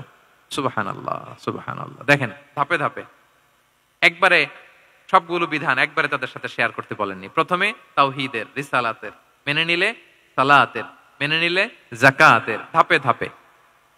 তাহলে একবারে কেউ নতুন যখন দিনে ফিরেছে, একবারে সবকিছু তার ঘাড়ে চাপিয়ে দিবেন আপনি? কি করবেন? গ্রাজুয়ালি, ধাপে ধাপে আমরা এই দাওয়াটা তাদেরকে দেওয়ার চেষ্টা করব। এটা খুব ইফেক্টিভ হবে, ফলপ্রসূ হবে। কয়টা বললাম আমরা? 4টা। আপনাদের মনোযোগ আছে তো? বোরিং হচ্ছেন না তো? একটু বোরিং বোরিং লাগতেছে আপনাদের? হওয়ার কথা, যেহেতু সেই সকাল থেকে আমি শুনলাম 11টা থেকে প্রোগ্রাম। তো যারা দূর থেকে আসছেন নিশ্চয়ই ফজরের পরে রওনা দিয়ে। ঢাকার বাইরে থেকে আসছেন কারা কারা দেখি তো একটু। ইয়া সালাম, আপনারা নিশ্চয়ই ফজর পরে রওনা হয়েছেন গতকাল। মাশাআল্লাহ, মাশাআল্লাহ, আল্লাহ তাআলা কবুল করুক। আসুন আমরা তাকবীর পড়ি, তাহলে আরেকটু এনার্জেটিক হব আমরা। লিল্লাহি তাকবীর, লিল্লাহি তাকবীর, লিল্লাহি তাকবীর। একটু এনার্জেটিক লাগতেছে না এখন? মাশাআল্লাহ। না ঠিক আছে, ঠিক আছে, এই তো ঠিক আছে। আচ্ছা, 4টা কভার করে ফেলেছি। 5 নাম্বার হচ্ছে দাওয়ার মধ্যে ইমোশনাল ইন্টেলিজেন্স ইউজ করতে হবে, তাহলে এটা মোর ইফেক্টিভ হবে। মানে আপনি মানুষের আবেগ অনুভূতি নাড়িয়ে দিয়ে যদি দাওয়া দিতে পারেন, এটা তার শুদ্ধাচারের জন্য অনেক কাজে দেবে। ইমোশনাল ইন্টেলিজেন্স মানে তার আবেগ, ইমোশনকে আপনি ট্রিগার আপ করবেন, ওইটাতে আপনি টাচ করবেন, তাহলে দেখবেন যে সে একেবারে কাবু হয়ে গেছে। এটা রাসূল সাল্লাল্লাহু আলাইহি ওয়াসাল্লামের সিরাতে আমরা অনেক সময় দেখেছি যে ইমোশনাল ইন্টেলিজেন্সকে কাজে লাগিয়ে রাসূল সাল্লাল্লাহু আলাইহি ওয়াসাল্লাম তার আবেগ অনুভূতিতে এমন ভাবে নাড়া দিয়েছেন, তাকে আল্লাহ তাআলা হেদায়েতের রাস্তায় নিয়ে এসেছে। সুবহানাল্লাহ বিহামদিহি। একটা ছোট্ট উদাহরণ দেই, মুসনাদে আহমদ ইবনে হাম্বলের হাদিস, কিভাবে ইমোশনাল ইন্টেলিজেন্স রাসূল সাল্লাল্লাহু আলাইহি ওয়াসাল্লাম ইউজ করতেন, আবেগ অনুভূতিকে কিভাবে নাড়া দিতেন রাসূল সাল্লাল্লাহু আলাইহি ওয়াসাল্লাম। এক যুবক এসে সাহাবাদের সামনে রাসূল সাল্লাল্লাহু আলাইহি ওয়াসাল্লামকে বললেন, ইয়া রাসূলুল্লাহ ইযান লি বিজিনা, হে আল্লাহর রাসূল আপনি আমাকে জিনার অনুমতি দেন। নাউযুবিল্লাহ। কিসের? জিনার মানে ব্যভিচারের অনুমতি দেন, ব্যভিচার বা জিনার অনুমতি দেন। আশেপাশের সাহাবারা তো রেগে মেগে আগুন। আকবাল আল কওমু আলাইহি ফাজারুহ, সবাই তাকে দৌড়ে ধরতে গেল আর ধমকাতে লাগলো, ছি ছি ছি, মাহ মাহ। আমরা যেটা বাংলায় বলি ছি ছি, আরবিতে ওনারা কি বলে? মাহ মাহ, ছি ছি, কি বলো তুমি? লজ্জা শরমের মাথা খেয়ে তুমি রাসূলুল্লাহর দরবারে এসে বলতেছো, হে আল্লাহ রাসূল, আপনি জিনার অনুমতি দেন? যে রাসূল আল্লাহর পক্ষ থেকে বাণী শোনায়, ওয়ালা তাকরাবুজ জিনা, তোমরা ব্যভিচারের নিকটবর্তীও হয়েও না, আর তুমি সেই নবীর কাছে এসে আবদার করতেছো জিনার অনুমতি দেন? তারা যখন তেরে আসলো এই যুবকের দিকে, রাসূল সাল্লাল্লাহু আলাইহি ওয়াসাল্লাম তাদেরকে থামালেন, বললেন যে তোমরা থামো, যুবককে ডেকে আনো আমার কাছে। যুবককে নিয়ে আসা হলো। রাসূল সাল্লাল্লাহু আলাইহি ওয়াসাল্লাম তাকে পরম আদরে কাছে টেনে নিলেন। এবার তাকে জিজ্ঞেস করলেন, তুমি জিনার অনুমতি চাও না? বলে যে ইয়া রাসূলুল্লাহ, জি জিনার অনুমতি চাই। তখন রাসূল সাল্লাল্লাহু আলাইহি ওয়াসাল্লাম বললেন, তুমি আমাকে উত্তর দাও তো, তুমি বলো তো যে আতুহিব্বুহু লি উম্মিক, তুমি কি পছন্দ করবে যে কোনো পরপুরুষ তোমার মায়ের সাথে এই জিনাটা করুক? তোমার এটা ভাল লাগবে? সে বলে, লা ইয়া রাসূলুল্লাহ, না, কখনো না, আমার মায়ের সাথে কেউ এই পাপাচারে লিপ্ত হবে, এটা কোনো মানুষ মেনে নেবে না। আমি কেন, কেউ মেনে নেবে না। তারপর রাসূল সাল্লাল্লাহু আলাইহি ওয়াসাল্লাম তাকে বললেন, আতুহিব্বুহু লিবনাতিক, তুমি তোমার কলিজার টুকরা সন্তান, কন্যা সন্তানের সাথে, তোমার কন্যার সাথে কেউ এই পাপ কাজটা করুক, এটা তুমি মেনে নিবে? এটা তুমি পছন্দ করো? সে বলল, লা ইয়া রাসূলুল্লাহ, হে আল্লাহর রাসূল, কশিন কালেও না, কখনো মানবো না, আমার মেয়ের সাথে কেউ এই কাজ করবে আমি কখনো মানবো না। রাসূল সাল্লাল্লাহু আলাইহি ওয়াসাল্লাম আবার তাকে প্রশ্নবাণে জর্জরিত করতে লাগলেন। আবার বললেন, আতুহিব্বুহু লি উখতিক, তুমি কি তোমার প্রিয় বোনের সাথে কেউ এটা করুক, এই পাপাচারে লিপ্ত হোক, জিনা করুক, পছন্দ করবে? তোমার বোনকে কেউ এরকম করবে, অপমান করবে, এটা চাইবে তুমি? বলে, কখনো না, লা ইয়া রাসূলুল্লাহ, কখনো না, কেউই তো পছন্দ করবে না এটা। তখন রাসূল ইসলাম বললেন, তুমি যার সাথে জিনার অনুমতি চাইছো সে তো কারো না কারো মা, কারো না কারো মেয়ে, কারো না কারো বোন, তুমি এভাবে কেন ভাবতে পারো না? সুবহানাল্লাহি বিহামদি। এই কথা বলার পরে তো সে একেবারে ইমোশনালি এমন ড্যামেজ হয়েছে, লজ্জায় কাচুমাচু হয়ে মাথা নিচু করে দাঁড়ায়। তখন রাসূল ইসলাম তার পিঠে একটা আলতো চাপড় মারলেন, পরম মমতায় আলতো চাপড় দিয়ে তার জন্য দোয়া করলেন, আল্লাহুম্মা গফির যামবাহ ওয়া তাহহির কলবাহ ওয়া হাসসিন ফারজাহ, আল্লাহ তুমি এই যুবকের পাপ মোচন করো, আল্লাহ তুমি তার অন্তরটাকে পরিশুদ্ধ করো, আল্লাহ তুমি তার চরিত্রটাকে নিষ্কলুষ করো। এই হাদিসের রাবি উনি বলতেছেন, ফালাম ইয়াকুন বা'দা যালিকাল ফাতা ইয়ালতাফিতু ইলা শাই, ওই দিনের পর থেকে এই যুবক কখনো কোনো পরনারীর দিকে রাস্তায় তাকায় নাই। এই ইমোশনালি যখন তাকে দুর্বল করা হলো, তাকে যখন এইভাবে রাসূল সাল্লাল্লাহু আলাইহি ওয়াসাল্লাম প্রেজেন্টেশন করলেন, হাদিসের বর্ণনাকারী বলেন, এরপরে আমরা কোনোদিন তাকে পরনারীর দিকে তাকাতে দেখি নাই। তার হৃদয়টাকে আল্লাহ তাআলা পরিশুদ্ধ করে দেন। রাসূল সাল্লাল্লাহু আলাইহি ওয়াসাল্লাম ইউযাক্কিহিম, কিভাবে মানুষকে পরিশুদ্ধ করতে দেখেন, কিভাবে তার আবেগ অনুভূতিকে নাড়িয়ে তার চিন্তার জগতে আলোড়ন সৃষ্টি করে তাকে এমন ভাবে কাবু করলেন যে রাসূল সাল্লাল্লাহু আলাইহি ওয়াসাল্লাম যেই দিকে তাকে গাইড করতেছে এখন সে সেদিকেই যেতে বাধ্য। তো এইটা আমাদেরকে করতে হবে, ইমোশনাল ইন্টেলিজেন্স কাজে লাগিয়ে মানুষের আবেগ অনুভূতিতে নাড়া দিয়ে যদি আপনি তাকে কোনো কথা, কোনো বার্তা, কোনো নাসিহাত করেন, তখন সেটা সে শুনে, এমন শুনে এমন ভাবে সে হেদায়েতের পথে আসে যেটা আমরা কল্পনাও করতে পারি না। তাহলে এটা যেন আমরা করি, এটা খুবই প্রোডাক্টিভ, এটা খুবই ইফেক্টিভ, এটা খুবই ফ্রুটফুল, কাজে দেয় মানুষকে ইমোশনালি তাকে দাওয়া দেওয়া। এই পয়েন্টটা বুঝতে পেরেছেন তো সবাই, না? আলহামদুলিল্লাহ। কয়টা গেল? 5টা। 6 নাম্বার মেথোডোলজি হচ্ছে দাওয়া should be full of love. দাওয়া বললে এটার সাথে লাভ থাকতে হবে, লাভ, ভালোবাসা। যদি আপনি দাওয়া বলেন, এখানে লাভ থাকতে হবে। ইট কামস উইথ লাভ, ভালোবাসা। ভালোবাসা দিয়ে আপনি মানুষের হৃদয় জয় করতে হবে। আমরা দায়ীরা অনেক সময় বেশি জাজমেন্টাল হয়ে যাই। আরব শায়েকরা বলে যে নাহনু দুআত লাসনা কুদাত, আমরা দাঈ, আমরা জাজ নই, উই আর নট জাজেস। আমাদের অনেক দায়ীরা আমরা ভুল করে ফেলি, আমরা বলি যে ও খারাপ, ও এটা, ও জাহান্নামী, ও খারিজ, এরকম আমরা সবাইকে নাকচ করি। মনে হয় যেন সবাইরে জাহান্নামে পাঠাই, আমি একা জান্নাতে যেতে পারলেই সফল। আচ্ছা বলেন তো, সব গেল জাহান্নামে, আপনি একা শুধু জান্নাতে, ভাল লাগবে আপনার? এই যে আজকে আমরা এখানে সবাই ছাত্র, শিক্ষক, ডিস্টিংগুইশ গেস্টরা, উপরে আমাদের বোনরা, কত ভালো লাগতেছে না? ধরেন যে 2500 সিটিং ক্যাপাসিটির এই চীন মৈত্রী সম্মেলন কেন্দ্রে কেউ নাই, শুধু আপনি একা। এই বিশাল হল রুমে কেউ নাই, আপনি একা, ভাল লাগবে? তখন মিস্টার বিনের মতো হা হু করা লাগবে, শুধু একা একা, ঠিক না?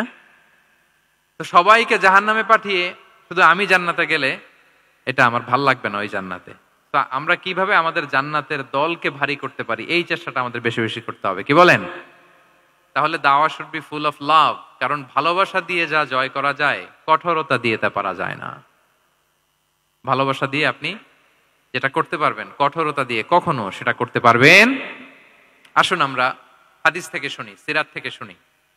আল্লাহর হাবিব সাল্লাল্লাহু আলাইহি ওয়াসাল্লাম মসজিদে নববীতে বসে আছেন সাহাবাদেরকে নিয়ে। হঠাৎ এক বেদুইনের আগমন। বেদুইন মানে যার মধ্যে নগর জীবনের কোনো নিয়ম কানুন সে দেখেনি, জানে না, বুঝে না। সিভিলাইজেশন বলতে যেটা বুঝি, ভদ্রতা, কার্টিসি, ম্যানার, এটা সে শিখেনি। এরকম এক বেদুইন অনেক দূর পল্লী থেকে মদিনার মসজিদে নববীতে এসেছে, কিন্তু সে ইসলাম ধর্ম গ্রহণ করেছে, মুসলিম। তো মসজিদে ঢুকে সে 2 রাকাত নামাজ পড়তেছে। এসে যে রাসূলকে সালাম দিবে, কথা, ওই কার্টিসিটাও নাই। রাসূল সাল্লাল্লাহু আলাইহি ওয়াসাল্লাম বসা ওইদিকে সাহাবাদের নিয়ে, সে তার মতো এসে এক জায়গায় মসজিদের সাথে তার উট বেঁধে সে 2 রাকাত নামাজ পড়ে দোয়া করতেছে আল্লাহর কাছে। কি দোয়া জানেন? দোয়ার মধ্যেও কাটিসি নাই। দোয়াতে বলে, ইয়া আল্লাহ, আল্লাহুম্মা আরহামনি ওয়ারহাম মুহাম্মাদা ওয়ালা তারহাম মা'ানা আহাদা। মানে আল্লাহ, তুমি শুধু আমারে রহম করো আর মুহাম্মদ সাল্লাল্লাহু আলাইহি ওয়াসাল্লামরে রহম করো, আমাদের সাথে আর কাউরে রহম করো না তুমি। বেদুইন, তার মধ্যে আদাবু দোয়া, দোয়ার যে একটা এটিকেটস আছে, এটা তো তার জানা নাই। দোয়ায় অন্যদের জন্য দোয়া করলে যে নিজের লাভ, এটা সে জানতো না। আমি যদি বলি যে আল্লাহ এই ভাইদেরকে তুমি কবুল করো, তখন ফেরেশতারা বলে আল্লাহ যিনি দোয়া করতেছে আগে তাকে তুমি কবুল করো। কেউ অসুস্থ, আমি যদি বলি আল্লাহ আমার এই ভাইকে তুমি সুস্থ করো, আল্লাহর ফেরেশতারা বলে আল্লাহ যিনি দোয়া করলেন আগে তার রোগ বালাই থাকলে আগে তাকে সুস্থ করো। এই যে দোয়ার এটিকেটস, আদাব ও দোয়া, এটা সে জানতো না। সে দোয়া করতেছে আল্লাহুম্মা আরহামনি ওয়ারহাম মুহাম্মাদা ওয়ালা তারহাম মা'ানা আহাদা, শুধু আমারে রহম করো, মুহাম্মদ সাল্লাল্লাহু আলাইহি ওয়াসাল্লাম রহম করো, আর কাউরে না। তো রাসূল সাল্লাল্লাহু আলাইহি ওয়াসাল্লাম দূর থেকে দেখতেছেন এই দোয়া আর বলতেছেন যে হায় রে, একটা প্রশস্ত জিনিসকে সে সংকীর্ণ বানায় ফেললো। আল্লাহর কাছে কি রহমের কোনো কমতি বা ঘাটতি আছে? নাই। সে তো দোয়াতে সবাইকে ইনক্লুড করতে পারতো। তো রাহমাতাল লিল আলামিন আল্লাহর হাবিব সাল্লাল্লাহু আলাইহি ওয়াসাল্লাম তিনি বুঝতে পেরেছেন যে এই লোকটা আসলে বেদুইন, তার মধ্যে ওই কার্টিসি নাই। তো তিনি ফলো করতে লাগলেন যে দেখি লোকটা কি করে। তো লোকটা দোয়া টোয়া করেই এবার যে মসজিদের এক কর্নারে বসে ওখানেই পেশাব করা শুরু করলো। মানে কোনো কার্টিসি, নিয়ম, ভদ্রতা তার জানা নাই। তো তাকে পেশাব করতে দেখে বাকি লোকেরা তো তাকে ধরতে গেল, মারতে গেল। রাসূল সাল্লাল্লাহু আলাইহি ওয়াসাল্লাম বললেন দাউ, রাখো রাখো, আরে থামো থামো, ওকে কাজ সারতে দাও, ওকে ওর কাজ সারতে দাও। কারণ আপনারা এটা ভালো জানেন যে ওয়াশরুম সারা অবস্থায় যদি কেউ বাইরে থেকে জোরে ডাক দেয় তাহলে অবস্থা খারাপ আছে, ঠিক কিনা বলেন? কেউ টয়লেট সারতেছে ওয়াশরুমে, তখন যদি আপনি জোরে নক করেন এটা তার ক্ষতি হয়, কারণ আগে তাকে ওইটা পাস করতে হবে স্মুথলি। এটাও একটা এটিকেট যে কেউ ওয়াশরুমে গেল, আমাকেও যেতে হবে, তো আমি যে বারবার ডিস্টার্ব না করে ওখানে একটু পায়চারা করতে পারি, একটু হালকা মৃদু শব্দে কাশে দিতে পারি, আমি যে বাইরে আছি, সামওয়ান ইজ ওয়েটিং আউটসাইড, এটা তাকে বুঝাতে পারি। কিন্তু অনেকে যে কি করে, ধাম ধাম করার যখন শুরু করে ওই বেচারার তো অবস্থা টাইট। এটা যেন আমরা না করি, এই শিক্ষাটা কিন্তু এই হাদিস থেকে পাই। রাসূল সাল্লাল্লাহু আলাইহি ওয়াসাল্লাম বললেন দাউ দাউ, রাখো রাখো, আরে ছাড়ো ছাড়ো, ও তো এখন ইয়ে করতেছে, ইউরিন পাস করতেছে, রাখো, ওটাও সারুক, আগে সারুক, আমরা পরে ডিল করি। তো সবাইকে তিনি থামালেন, ও সারলো। এবার রাসূল সাল্লাল্লাহু আলাইহি ওয়াসাল্লাম বললেন এবার তোমরা যে ওয়াহারিকু আলা বাউলিহি সাজলান মিন মা, যেহেতু মসজিদে নববীর ফ্লোর ছিল বালুর ফ্লোর, শুকিয়ে যাবে, বললেন যে ওর পেশাব করা জায়গার উপর 1 বালতি পানি ঢেলে দাও। সাহাবারা দিল। আর এই বেদুইন লোককে রাসূল সাল্লাল্লাহু আলাইহি ওয়াসাল্লাম কাছে টেনে নিলেন, যে তাকে খুব ভালোবাসা দিয়ে বললেন কি অবস্থা তোমার, কোত্থেকে আসছো, সব খোঁজ খবর নিয়ে বললেন যে তুমি যে এইখানে নামাজ পড়লা, এরপরে আবার এই কাজটা সারলা, তুমি কি জানো এইখানে আল্লাহর জিকির করা হয়, এটা আমাদের ইবাদতগাহ, এখানে আমরা রবের জিকির করি, তার কাছে ফরিয়াদ করি, সবাই মিলে এই কমিউনিটির সবাই এখানে আসে, এই কমিউনিটির, মদিনার কমিউনিটির সবাই মিলে নারী পুরুষ নির্বিশেষে আমরা এসে এখানে আল্লাহর কাছে ফরিয়াদ করি, দোয়া করি, ইবাদত করি, কোরআন তেলাওয়াত করি, এটা আমাদের ইবাদতগাহ। এইখানে কি এমন কাজটা করা তোমার ঠিক হলো? সে তো লজ্জায় কাচুমাচু হয়ে রাসূল সাল্লাল্লাহু আলাইহি ওয়াসাল্লামের কাছে ক্ষমা চাইতেছে। সুবহানাল্লাহি ওয়া বিহামদি। একটা কঠিন পরিস্থিতিকে ভালোবাসা দিয়ে রাসূল সাল্লাল্লাহু আলাইহি ওয়াসাল্লাম কোথায় নিয়ে যেতেন, এটাকে পুরো হিস্ট্রি পাল্টে দিতেন, সিনারিও পাল্টে দিতেন।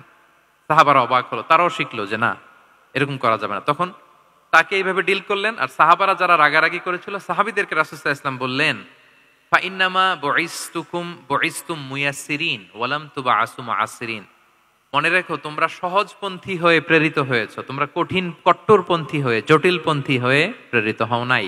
তোমরা কোনো কাজকে জটিল ভাবে সমাধানের দিকে যেও না, সহজ করে সলভ করবা। সুবহানাল্লাহ, সুবহানাল্লাহ বিহামদি। তাহলে দেখেন, ভালোবাসা দিয়ে রাসূল সাল্লাল্লাহু আলাইহি ওয়াসাল্লাম ওই বেদুইনকে যেভাবে আদব শিক্ষা দিলেন, তার হৃদয় জয় করলেন, কঠোরতা দিয়ে পারা যেত? বলেন তো, পারা যেত? পারা যেত না। তো 6 নাম্বার দাওয়া মেথোডোলজি হচ্ছে দাওয়া should be full of love, full of love, full of well wishes. আপনি শুভকামনা, ভালোবাসা, এটা দিয়ে আপনি মানুষের হৃদয়ে যতটুকু জায়গা পাবেন, কঠোরতা দিয়ে পাবেন না। আরেকটা ছোট্ট উদাহরণ দেই। সুমামা ইবনে উসাল রাদিয়াল্লাহু তাআলা আনহু, উনি ইয়ামামার অধিপতি ছিলেন। রাসূল সাল্লাল্লাহু আলাইহি ওয়াসাল্লামকে হত্যা করতে এসেছিলেন গোপনে। কি করতে? হত্যা করতে। কি করতে বলেন সবাই? হত্যা করার জন্য এসেছিলেন।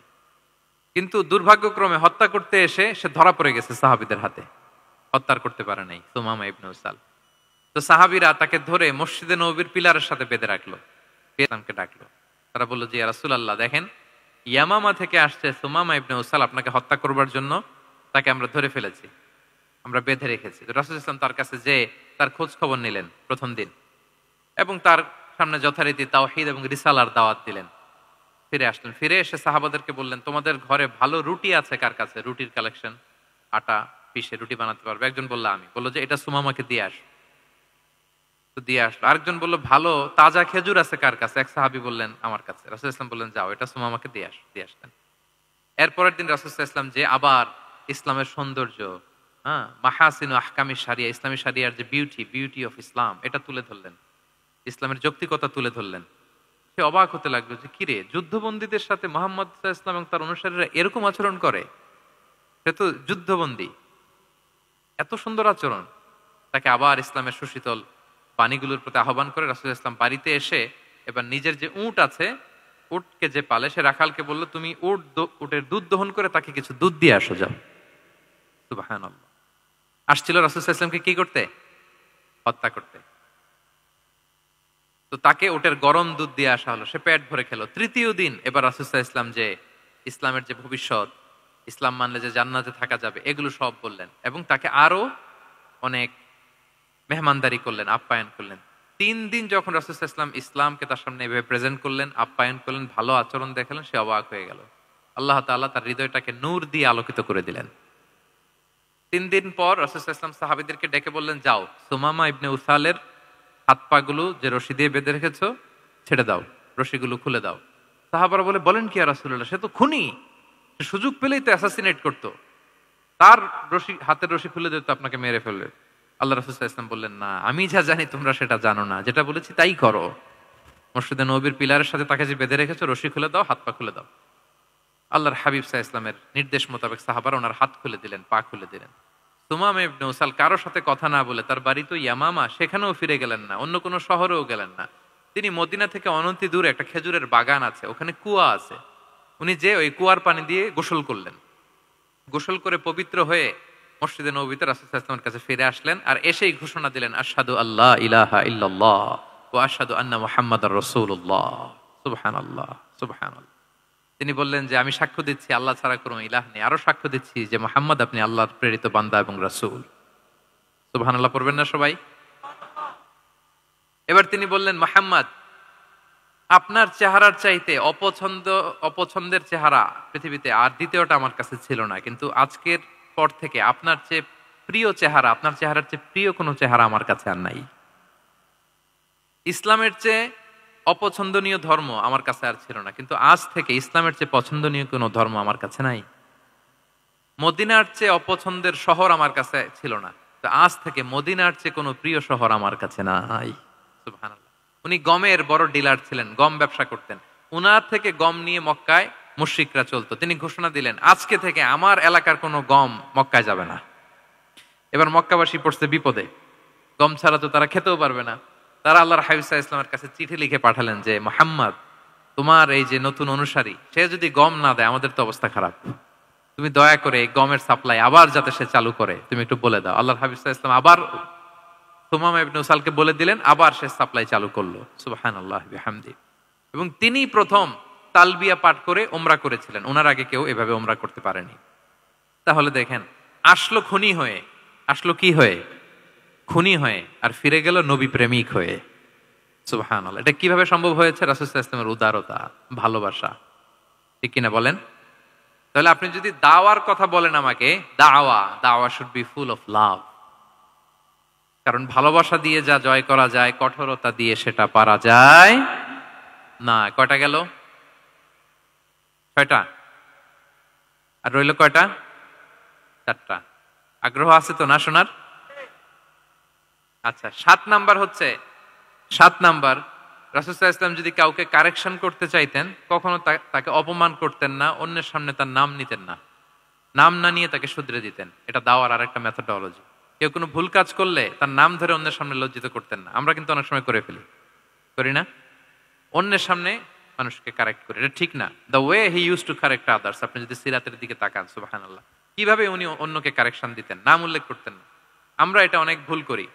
আমি এজন্য খুব দুঃখিত এবং লজ্জিত। আমাদের দাওয়া অঙ্গনে আপনি ইউটিউব খুললে দেখবেন যে অনেক দায়ীরা, এক দায়ী আরেক দায়ীকে তুচ্ছতাচ্ছিল্য করছে, তার নাম নিয়ে তাকে ছোট করা, তাকে খারিজ করা, তাকে নাকচ করা, সে জাহান্নামী, সে কাফের, সব ইসলামের ঠিকাদারি উনি একা নিজে নিয়ে বসে আছে, আর বাকি যা আছে সব খারিজ। এইটা রাসূল সাল্লাল্লাহু আলাইহি ওয়াসাল্লামের দাওয়ার সাথে যায় না। বরং কেউ যদি কোনো ভুল কিছু বলে, ভুল করে, আপনি যদি মনে করেন যে না তার এটা ভুল, আমারটা সঠিক, তো আপনার নিয়ম হচ্ছে আপনি সঠিকটা প্রচার করা। তাহলে কেউ যদি ভুল করে থাকে তারও টনক নড়বে, বাকিরাও সঠিকটা জেনে যাবে। এটা হচ্ছে রাসূল সাল্লাল্লাহু আলাইহি ওয়াসাল্লামের দাওয়া মেথোডোলজি। তিনি কখনো কারো নাম ধরে অন্যের সামনে, মানুষের সামনে তাকে লজ্জা দিতেন না, তাকে কারেক্ট করতে যেতেন না। এটা ছিল রাসূল সাল্লাল্লাহু আলাইহি ওয়াসাল্লামের বৈশিষ্ট্য। আসুন আমরা সিরাত থেকে দেখি, হাদিস থেকে দেখি। আল্লাহর হাবিব সাল্লাল্লাহু আলাইহি ওয়াসাল্লাম উনি রাতে দিনে কি কি আমল করতেন, গোপন আমল, এগুলো জানার জন্য 3 জন সাহাবী রাসূল সাল্লাল্লাহু আলাইহি ওয়াসাল্লামের স্ত্রীদের কাছে গেলেন। যে জিজ্ঞেস করলেন যে আপনারা আমাদেরকে বলুন যে রাসূল সাল্লাল্লাহু আলাইহি ওয়াসাল্লাম রাতে কি আমল করে, দুপুরে কি আমল করে, বিকেলে কি আমল করে। তো আমাদের আম্মা জানেরা, রাসূল সাল্লাল্লাহু আলাইহি ওয়াসাল্লামের প্রিয়তমা স্ত্রীরা বললেন যে উনি রাতে এরকম তাহাজ্জুদ, দুপুরবেলা এরকম তেলাওয়াত, এই সময় নফল নামাজ, এই সময় এটা এটা এটা করে। আল্লাহর হাবিব সাল্লাল্লাহু আলাইহি ওয়াসাল্লামের পুরো আমলের ফিরিস্তি যখন শোনানো হলো, কাআন্নাহুম তাকাল্লুহা, তাদের কাছে এটা কম মনে হলো পরিমাণে, তারা ভাবছিল হয়তো আরো বেশি করে। তখন তাদের একজন বলল, আরে আইনা নাহনু মিন রাসূলিল্লাহ, কই রাসূল সাল্লাল্লাহু আলাইহি ওয়াসাল্লাম, কই আমরা। রাসূল সাল্লাল্লাহু আলাইহি ওয়াসাল্লামের ব্যাপারে আল্লাহ বলেছেন, কদ গুফিরা লাহু মা তাকাদ্দামা মিন যামবিহি ওয়া মা তাআখার, রাসূল সাল্লাল্লাহু আলাইহি ওয়াসাল্লামের আগের পরের সব গুনাহ মাফ। আদতে তো ওনার কোনো গুনাহই নাই, তারপরও একটা স্পেশাল স্ট্যাটাস হচ্ছে আপনার আগের পরের সব গুনাহ মাফ। তো তারা বলল, যেই মহান ব্যক্তির, যেই নবীর আগের পরের সব গুনাহ মাফ বলে ঘোষণা দেওয়া হয়েছে, তার সাথে তো আমাদের তুলনা করলে হবে না, আমাদের তো বেশি আমল করতে হবে। রাসূল সাল্লাল্লাহু আলাইহি ওয়াসাল্লাম হয়তো এই জন্য এই স্ট্যান্ডার্ড মেনটেন করেন না, এরকম করলে তো আমরা মাফ পাবো না আল্লাহর কাছে। ভালো চিন্তা থেকেই তারা ভাবছেন যে না, আমাদের আমল আসলে কম হয়ে যাচ্ছে, বাড়াইতে হবে। রাসূল সাল্লাল্লাহু আলাইহি ওয়াসাল্লামের কথা ভিন্ন, আমাদের বাড়াইতে হবে। তো কি করতে হবে? একজন বলল, আজকে থেকে আমি সারা রাত নফল নামাজ পড়বো, সারা রাত ঘুমাবো না। আর নিয়ত করে ফেলছে আমি সারা রাত নফল নামাজ, এশার পর থেকে যে নফল শুরু হবে ফজর পর্যন্ত, ঘুমটম নাই। আচ্ছা, গেল। আরেকজন বলল, আমি সারা বছর রোজা রাখবো, কালকে থেকে যে রোজা ধরবো আর ভাঙবো না, সারা বছর। আরেকজন বলল, আমার কয়েকজন স্ত্রী আছে, আমি আর স্ত্রীদের কাছে যাব না, আমি এখন থেকে সন্ন্যাসী, বৈরাগী জীবন যাপন করব, আমি আর কোন নারীর কাছে যাচ্ছি না। তো এই ঘোষণা যখন তারা দিয়ে ফেলছে, এটা রাসূল সাল্লাল্লাহু আলাইহি ওয়াসাল্লামের কান পর্যন্ত যেয়ে পৌঁছালো। আল্লাহর হাবিব সাল্লাল্লাহু আলাইহি ওয়াসাল্লাম এটা শুনে ফেললেন। শুনে রাসূল সাল্লাল্লাহু আলাইহি ওয়াসাল্লাম এটা অপছন্দ করলেন, কারণ এটা তো রাইট ট্র্যাক না, ওনারা ভুল করতেছে। একটা ভরা মজলিসে রাসূল সাল্লাল্লাহু আলাইহি ওয়াসাল্লাম বললেন, আনতুমুল্লাযীনা কুলতুম কাযা ওয়া কাযা, শুনলাম তোমাদের মধ্যে কে কে নাকি এমন এমন বলছো। সুবহানাল্লাহ। তিনি বলতে পারেন, এই আব্দুল্লাহ দাঁড়াও, এই আব্দুর রহমান স্ট্যান্ড আপ, এই দাঁড়াও, তুমি নাকি এটা বলছো, তুমি এটা বললে তো ওনারা লজ্জা পেতেন না? সবার সামনে লজ্জা পেতেন। উনি এটা না করে কাজ হাসিল হয়ে যাচ্ছে, বললেন আনতুমুল্লাযীনা কুলতুম কাযা ওয়া কাযা। অনেক বর্ণনা এরকম পাওয়া যায়, মা বালু আকওয়ামিন ইয়াফআলুনা কাযা ওয়া কাযা, মা বালু আকওয়ামিন ইয়াকুলুনা কাযা ওয়া কাযা। তাদের কি হলো, তারা এমন এমন বলে, তাদের হলোটা কি, তারা এমন এমন বলে। এইভাবে তিনি শুধরে দিতেন। তো বললেন, তোমাদের মধ্যে কেউ কেউ নাকি এটা বলে, এটা বলে। ওই 3 জনের তো টনক নড়ে গেছে, আর বাকিরা শুনতেছে। তখন রাসূল সাল্লাল্লাহু আলাইহি ওয়াসাল্লাম বললেন, না, এটা ঠিক নয়। আমি তোমাদের মধ্যে থেকে সবচেয়ে বেশি মুত্তাকি, সবচেয়ে বেশি বুজুর্গ। ওয়াল্লাহি ইন্নী লা আখশাকুম লিল্লাহি ওয়া আতকাকুম লাহু, আমি তোমাদের মধ্যে থেকে আল্লাহকে সবচেয়ে বেশি ভয় পাই। বলেন তো, রাসূল সাল্লাল্লাহু আলাইহি ওয়াসাল্লামের চেয়ে বেশি আল্লাহকে ভয় পাওয়া কারো পক্ষে সম্ভব? আল্লাহর হাবিব সাল্লাল্লাহু আলাইহি ওয়াসাল্লামের চেয়ে বেশি মুত্তাকি হওয়া কারো পক্ষে সম্ভব? আমার নবীর চাইতে শ্রেষ্ঠ হওয়া সম্ভব? তার যে স্ট্যান্ডার্ড ইবাদতের, এটারে ছাড়ায় যাওয়া সম্ভব? সম্ভব না। তো তিনি বললেন যে আমি রাত্রিবেলা ঘুমাই আসার পরে আবার শেষ রাতে তাহাজ্জুদও পড়ি, ঘুমও আছে নামাজও আছে, ব্যালেন্স। আমি সোম বৃহস্পতিতে রোজা রাখি, সপ্তাহের বাকি দিনগুলোতে খাই। আবার আমার অনেক 9 জন স্ত্রী তো অ্যাট এ টাইমে ছিল, আমি স্ত্রীদের সাথে মেলামেশাও করি। তো আমি এগুলো সব ঠিক রেখে আল্লাহর সবচেয়ে প্রিয় মুত্তাকি হইতে সমস্যা হইল না। তোমাদের এত সমস্যা কোথায়? তোমাদের সমস্যা কোথায়? আমার চেয়ে শ্রেষ্ঠ যদি কেউ কিছু করতে চাও এটা হবে না, আমি হচ্ছি স্ট্যান্ডার্ড। সুবহানাল্লাহ। দেখেন এইভাবে যখন বললেন, ঠিক করে দিলেন যে তোমরা কে কে জানি এরকম নিয়ত করছো, এটা ভুল করেছো, বরং শুদ্ধ হবে এটা।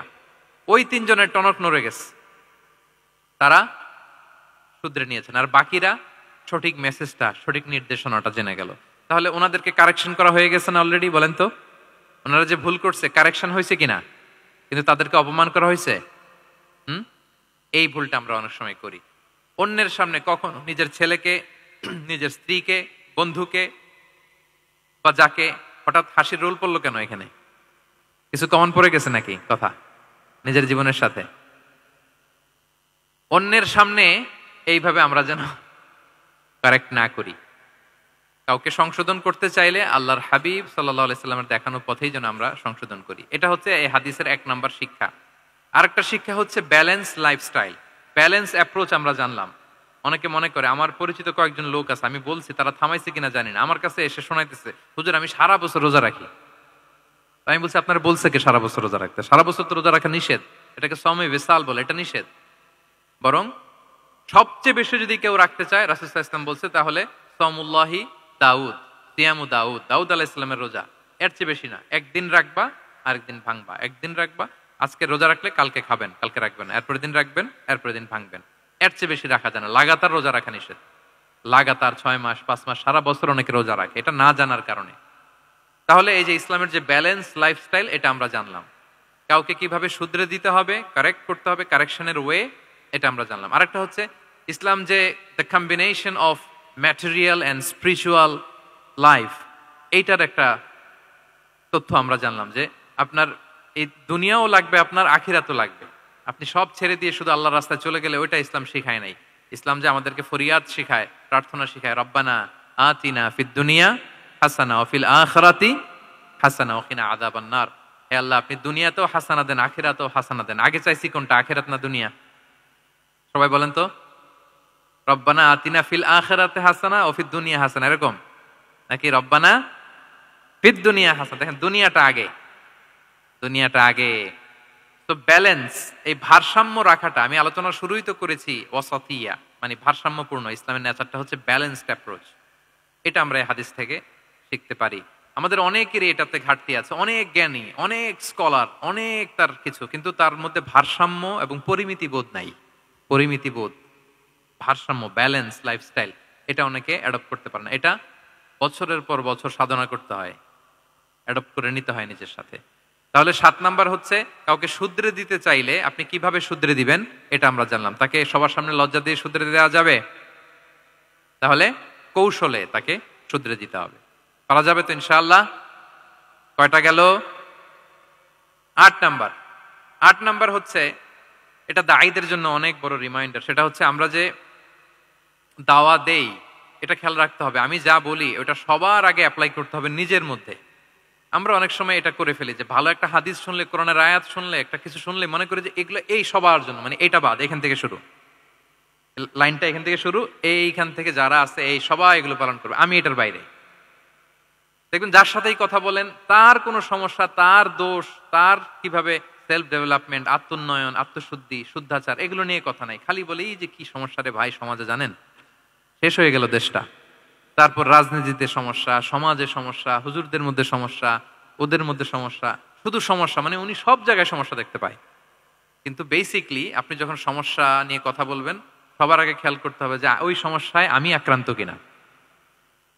আমরা কেন যেন অন্যকে কাঠগড়ায় দাঁড় করাতে বেশি পছন্দ করি, কিন্তু নিয়ম হচ্ছে নিজেকে বারবার কাঠগড়ায় দাঁড় করানো, যে আমি ঠিক করতেছি কিনা, আসলে আমার মধ্যে শুদ্ধাচার আছে কিনা, আমার লেনদেন ঠিক আছে কিনা, আমি আমার মধ্যে সততা আছে কিনা, do I live a decent life, আমি যা বলি আমি তা করি কিনা। এটা অনেক সময় আমরা ভুলে যাই। আমরা যা বলি সেটার জন্য আগে আমরা নিজে আমল করতে পারি। আল্লাহ তৌফিক দান করুক। আল্লাহ তাআলা বলছেন, ইয়া আইয়ুহাল্লাযীনা আমানু লিমা তাকুলুনা মা লা তাফআলুন কেন তুমি সেটা বলো যেটা তুমি করো না? কেন সেটা বলো? তো আমরা যদি দাওয়া কাজ করতে চাই, আমি যে দাওয়াটা দিব বা নাসিহাত দিব বা বার্তাটা রাখবো, সবার আগে যেন এটা নিজের দিকে, ওই তীর যেন নিজের দিকে থাকে, যে না এটা আগে তোমার জন্য, আগে তুমি পালন করো, পাশাপাশি এটা সবার জন্য, এটা যেন আমরা করি। আল্লাহর হাবিব সাল্লাল্লাহু আলাইহি ইসলামের জীবনে যদি আমরা দেখি তাহলে দেখবো উনি যা বলতেন ওইটা নিজে আগে বেশি করতেন। আল্লাহু আকবার। উনি ইবাদতের কথা বলতেন, আল্লাহর সামনে নিজেকে সঁপে দেওয়ার কথা বলতেন। আর নিজেকে কিভাবে সঁপে দিতেন দেখেন, তিনি যখন দোয়া করতেন নিজেকে ছোট করতে করতে তিনি আল্লাহরে বলতেন, আল্লাহুম্মা ইন্নী আবদুক ওয়া ইবনু আবদিক ওয়া ইবনু আমাতিক নাসিয়াতি বিয়াদিক। হে আল্লাহ, আমি আপনার দাস। আল্লাহ, আমি দাসের ঘরের দাস, দাসীর ঘরের দাস। মানে আমার পিতা আব্দুল্লাহ আপনার দাস, আমার মা আমিনা আপনার দাসী, তো আমরা সবাই আপনার গোলামের ঘরের গোলাম। এর চেয়ে তুচ্ছ, ছোট, নগণ্য করে কি আর আল্লাহর সামনে নিজেকে পেশ করা যায় বলেন? এরপর তিনি বলতেন, নাসিয়াতি বিয়াদিক। আল্লাহ, আমার মাথার চুলের ঝুঁটি আপনার হাতের মুঠোয়। মাথার চুলের ঝুঁটি হাতের মুঠোয় মানে কি? আপনি ডানে টান দিলে আমি ডানে যেতে বাধ্য, আপনি বাঁয়ে টান দিলে মানে আমার আর কিছু নেই, আল্লাহ সব সঁপে দিলাম আপনার কাছে।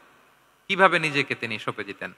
তাহাজ্জুদের সালাতে যখন রাতে দাঁড়াতেন, আম্মা জান আয়েশা রাদিয়াল্লাহু তাআলা আনহা বলেন, দাঁড়িয়ে থাকতে থাকতে পা দুইটা ফুলে যেত এরকম, হাত্তা তাতাফাত্তারা কদামা। খুব কষ্ট হতো আল্লাহ রাসূল সাল্লাল্লাহু আলাইহি ওয়াসাল্লামের। আম্মা জান আয়েশা বলতেন, ইয়া রাসূলুল্লাহ কদ গুফিরা লাকা মা তাকদ্দামা মিন যামবিকা ওয়া মা তাআখার। আল্লাহ তো বলেছেন আপনার সব গুনাহ মাফ, গুনাই তো নাই, তাও ঘোষণা সব গুনাহ মাফ। এত কষ্ট নিজের দেহের উপর নিজে কেন দেন? আল্লাহর হাবিব সাল্লাল্লাহু আলাইহি ওয়াসাল্লাম বলতেন, আফালা উহিব্বু আন আকুনা আবদান শাকুরা। হ্যাঁ আয়েশা, এটা ঠিক, আল্লাহ আমাকে মর্যাদা দিয়েছেন, কিন্তু আমি কি শুকরগুজার বান্দা হতে চাইবো না? আল্লাহর নেয়ামতে যে আমি ভেসে বেড়াই, আল্লাহর নেয়ামতে যে আমি বেঁচে আছি, আল্লাহর অনুগ্রহের কারণে যে আমার এত সম্মান, সে আল্লাহর প্রতি আমি কি নিজেকে পেশ করব না? আফালা উহিব্বু আন আকুনা আবদান, আমি কি শুকরগুজার হব না? আমার রোলটা তো আমাকে প্লে করতে হবে, আমাকে তো উজাড় করে আমার রবের সামনে আমাকে উপস্থাপন করতে হবে। দেখেন, শুধু বলতেন না, করে দেখাতেন। রাতের সালাতে যখন কিয়ামুল লাইল করতেন, কাঁদতে কাঁদতে দাড়ি ভিজে যেত, কাঁদতে কাঁদতে হাত্তা বাল্লাল আরদা হাত্তা বাল্লা লিহিয়াতাহু হাত্তা বাল্লা হাজারাহু, কাঁদতে কাঁদতে জুব্বা ভিজে যেত। সিজদায় পরে যখন থাকতেন কাঁদতে কাঁদতে জমিন ভিজিয়ে ফেলতেন আল্লাহর হাবিব সাল্লাল্লাহু আলাইহি ওয়াসাল্লাম। এভাবে নিজেকে আল্লাহ তাআলার সামনে পেশ করতেন। তো আমরা যারা দাওয়া অঙ্গনে কাজ করি, এটা খুব পিচ্ছিল পথ, এটা খুবই পিচ্ছিল। আমাদের খেয়াল রাখতে হবে যে আমি যা বলি এটা আমি করি কিনা। এটা দায়ীদের জন্য চ্যালেঞ্জিং।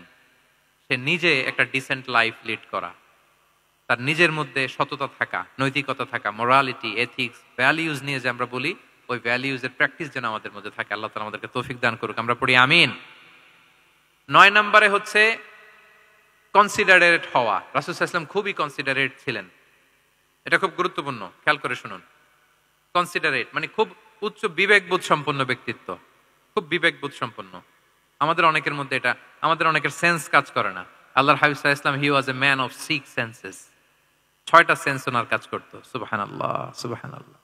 কথা বলতেছেন, ওদিকে কি হচ্ছে, ওদিকে সব একসাথে এট এ গ্ল্যান্সে তিনি মেনটেন করতেন। সুবহানাল্লাহ বিহামদিহি। এই উচ্চ বিবেকবোধ সম্পন্ন হইতে হবে দায়ীদের। রাসূল সাল্লাল্লাহু আলাইহি ওয়াসাল্লাম একবার নামাজ পড়াচ্ছেন, পিছনে বাচ্চার কান্নার আওয়াজ, নামাজ ছোট করে দিয়েছেন, একেবারে ছোট, শর্ট করে সিজদা, রুকু, মানে যতটুকু না হলেই না, অতটুকু করে নামাজ শেষ। জিজ্ঞেস করা হলো কেন? বললেন যে আমি দেখলাম একটা ছোট বাচ্চা কাঁদছে, এই বাচ্চার মায়ের বোধহয় খুব কষ্ট হয়ে যাচ্ছে পেছনে, বাচ্চাটাকে সামলাতে মহিলাদের প্রেয়ার হলে মাটার বোধহয় খুব কষ্ট হচ্ছে, এজন্য আমি নামাজটা একটু শর্ট করে দিয়েছি। সুবহানাল্লাহ। আমরা নামাজে দাঁড়ালে দিন দুনিয়ার হুঁশ নাই, কি হচ্ছে না হচ্ছে না, আপনার সব খেয়াল রাখতে হবে। কি হচ্ছে, you are a leader, you are a দাঈ, আপনাকে এটা খেয়াল রাখতে হবে। রাসূল সাল্লাল্লাহু আলাইহি ওয়াসাল্লাম এরকম উচ্চ বিবেকবোধ সম্পন্ন লোক ছিলেন। মুআয ইবনে জাবালকে এক জায়গার মদিনার পাশেই ইমাম করে পাঠালেন, ইমাম। তো ওই এলাকার মুসল্লিরা ছিলেন শ্রমজীবী। কি জীবী? শ্রমজীবী। ওনারা উট দিয়ে পানি নিয়ে খেজুর গাছে পানি সেচ দিত, তারা খুব কষ্ট করে সারাদিন। তো উনি মাগরিবের নামাজে একদিন নামাজ শুরু করলেন, আল্লাহু আকবার বলে সূরা ফাতিহার পরে উনি সূরা বাকারা শুরু করলেন। কোন সূরা? কোরআনের সবচাইতে ছোট সূরা নাকি? হ্যাঁ, আয়াত কত? সবচাইতে বড় সূরা।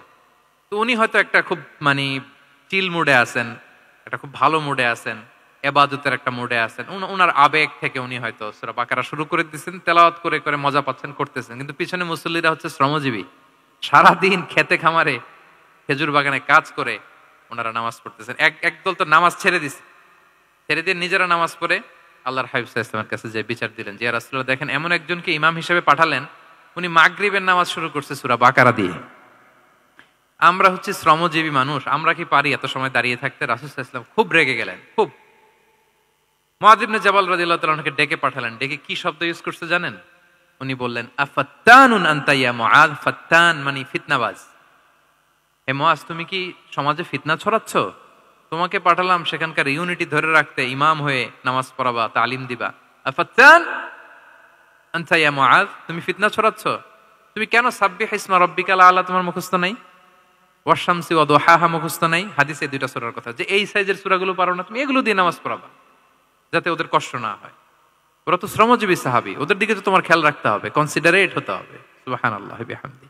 দেখেন রাসূল সাল্লাল্লাহু আলাইহি ওয়াসাল্লাম ইমামকে এনে শাসন করলেন, বুঝিয়ে বললেন যে না, তোমাকে ছোট ছোট সূরায় নামাজ পড়াতে হবে যাতে করে কষ্ট না হয়। এবং রাসূল সাল্লাল্লাহু আলাইহি ওয়াসাল্লাম কাউকে কোনো দায়িত্ব দিয়ে কাজে পাঠালে ওনার বিখ্যাত একটা বাণী তিনি বলে দিতেন। আমার ভেরিফাইড যে ফেসবুক পেজের কভার ফটোতে দেখবেন এই হাদিসটা দেয়া। সেটা হচ্ছে, তিনি কাউকে কোনো দায়িত্ব দিয়ে পাঠালে তিনি বলতেন, বাশশিরু ওয়ালা তুনাফিরু, ইয়াসসিরু ওয়ালা তুআসসিরু। মানে তোমরা মানুষকে সুসংবাদ দিও, মানুষকে দিন থেকে ভাগিও না, দিনকে সহজ করে উপস্থাপন করো, দিনকে জটিল করে মানুষের সামনে উপস্থাপন করো না। আমরা এটা ভুল করি, এত কঠিন ভাবে উপস্থাপন করি, ভাবে যে কঠিন করে উপস্থাপন করতে পারলেই বোধহয় ওনার ক্রেডিট। এরকম একটা মানসিকতা অনেকের আছে।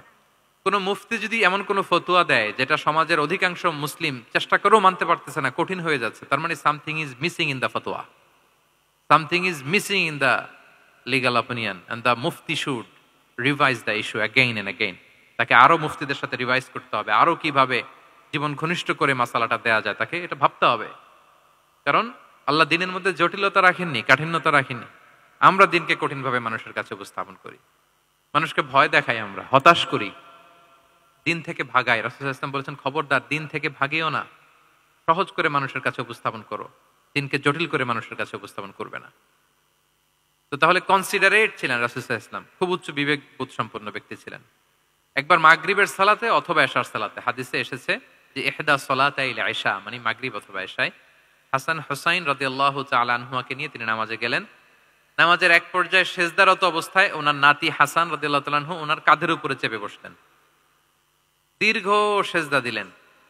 এরপর যখন নামাজ শেষ করলেন, সাহাবারা বললেন, ইয়া রাসূলুল্লাহ, এত লম্বা সেজদা দিতে তো কখনো দেখি নাই, নামাজে কি অসুস্থ হয়ে গেলেন নাকি? অথবা নামাজ চলা অবস্থায় কি কোরআনের আয়াত নাজিল হলো নাকি? রাসূল সাল্লাল্লাহু আলাইহি ওয়াসাল্লাম বললেন, কুল্লু যালিকা লাম ইয়াকুন, একটাও না, বরং ওয়ালাকিন নাবনি ইতাহালানি, আমার নাতি আমার কাঁধে উঠছিল। ফাকারিহতু আন উআজ্জিলাহু হাত্তা ইয়াকদিয়া হাজাতা, আমি সিজদায় উঠতে গেলেই তো ও যে খেলতেছে এটা ডিস্টার্ব হয়ে যাবে, তো ওর যতক্ষণ না ওর খেলা শেষ না হয় আমি একটু ওয়েট করতেছিলাম। তার খেলাধুলা শেষে তার সময় যখন হয়েছে নেমে গেছে, আমি তখন সিজদা থেকে মাথা উঠিয়েছি।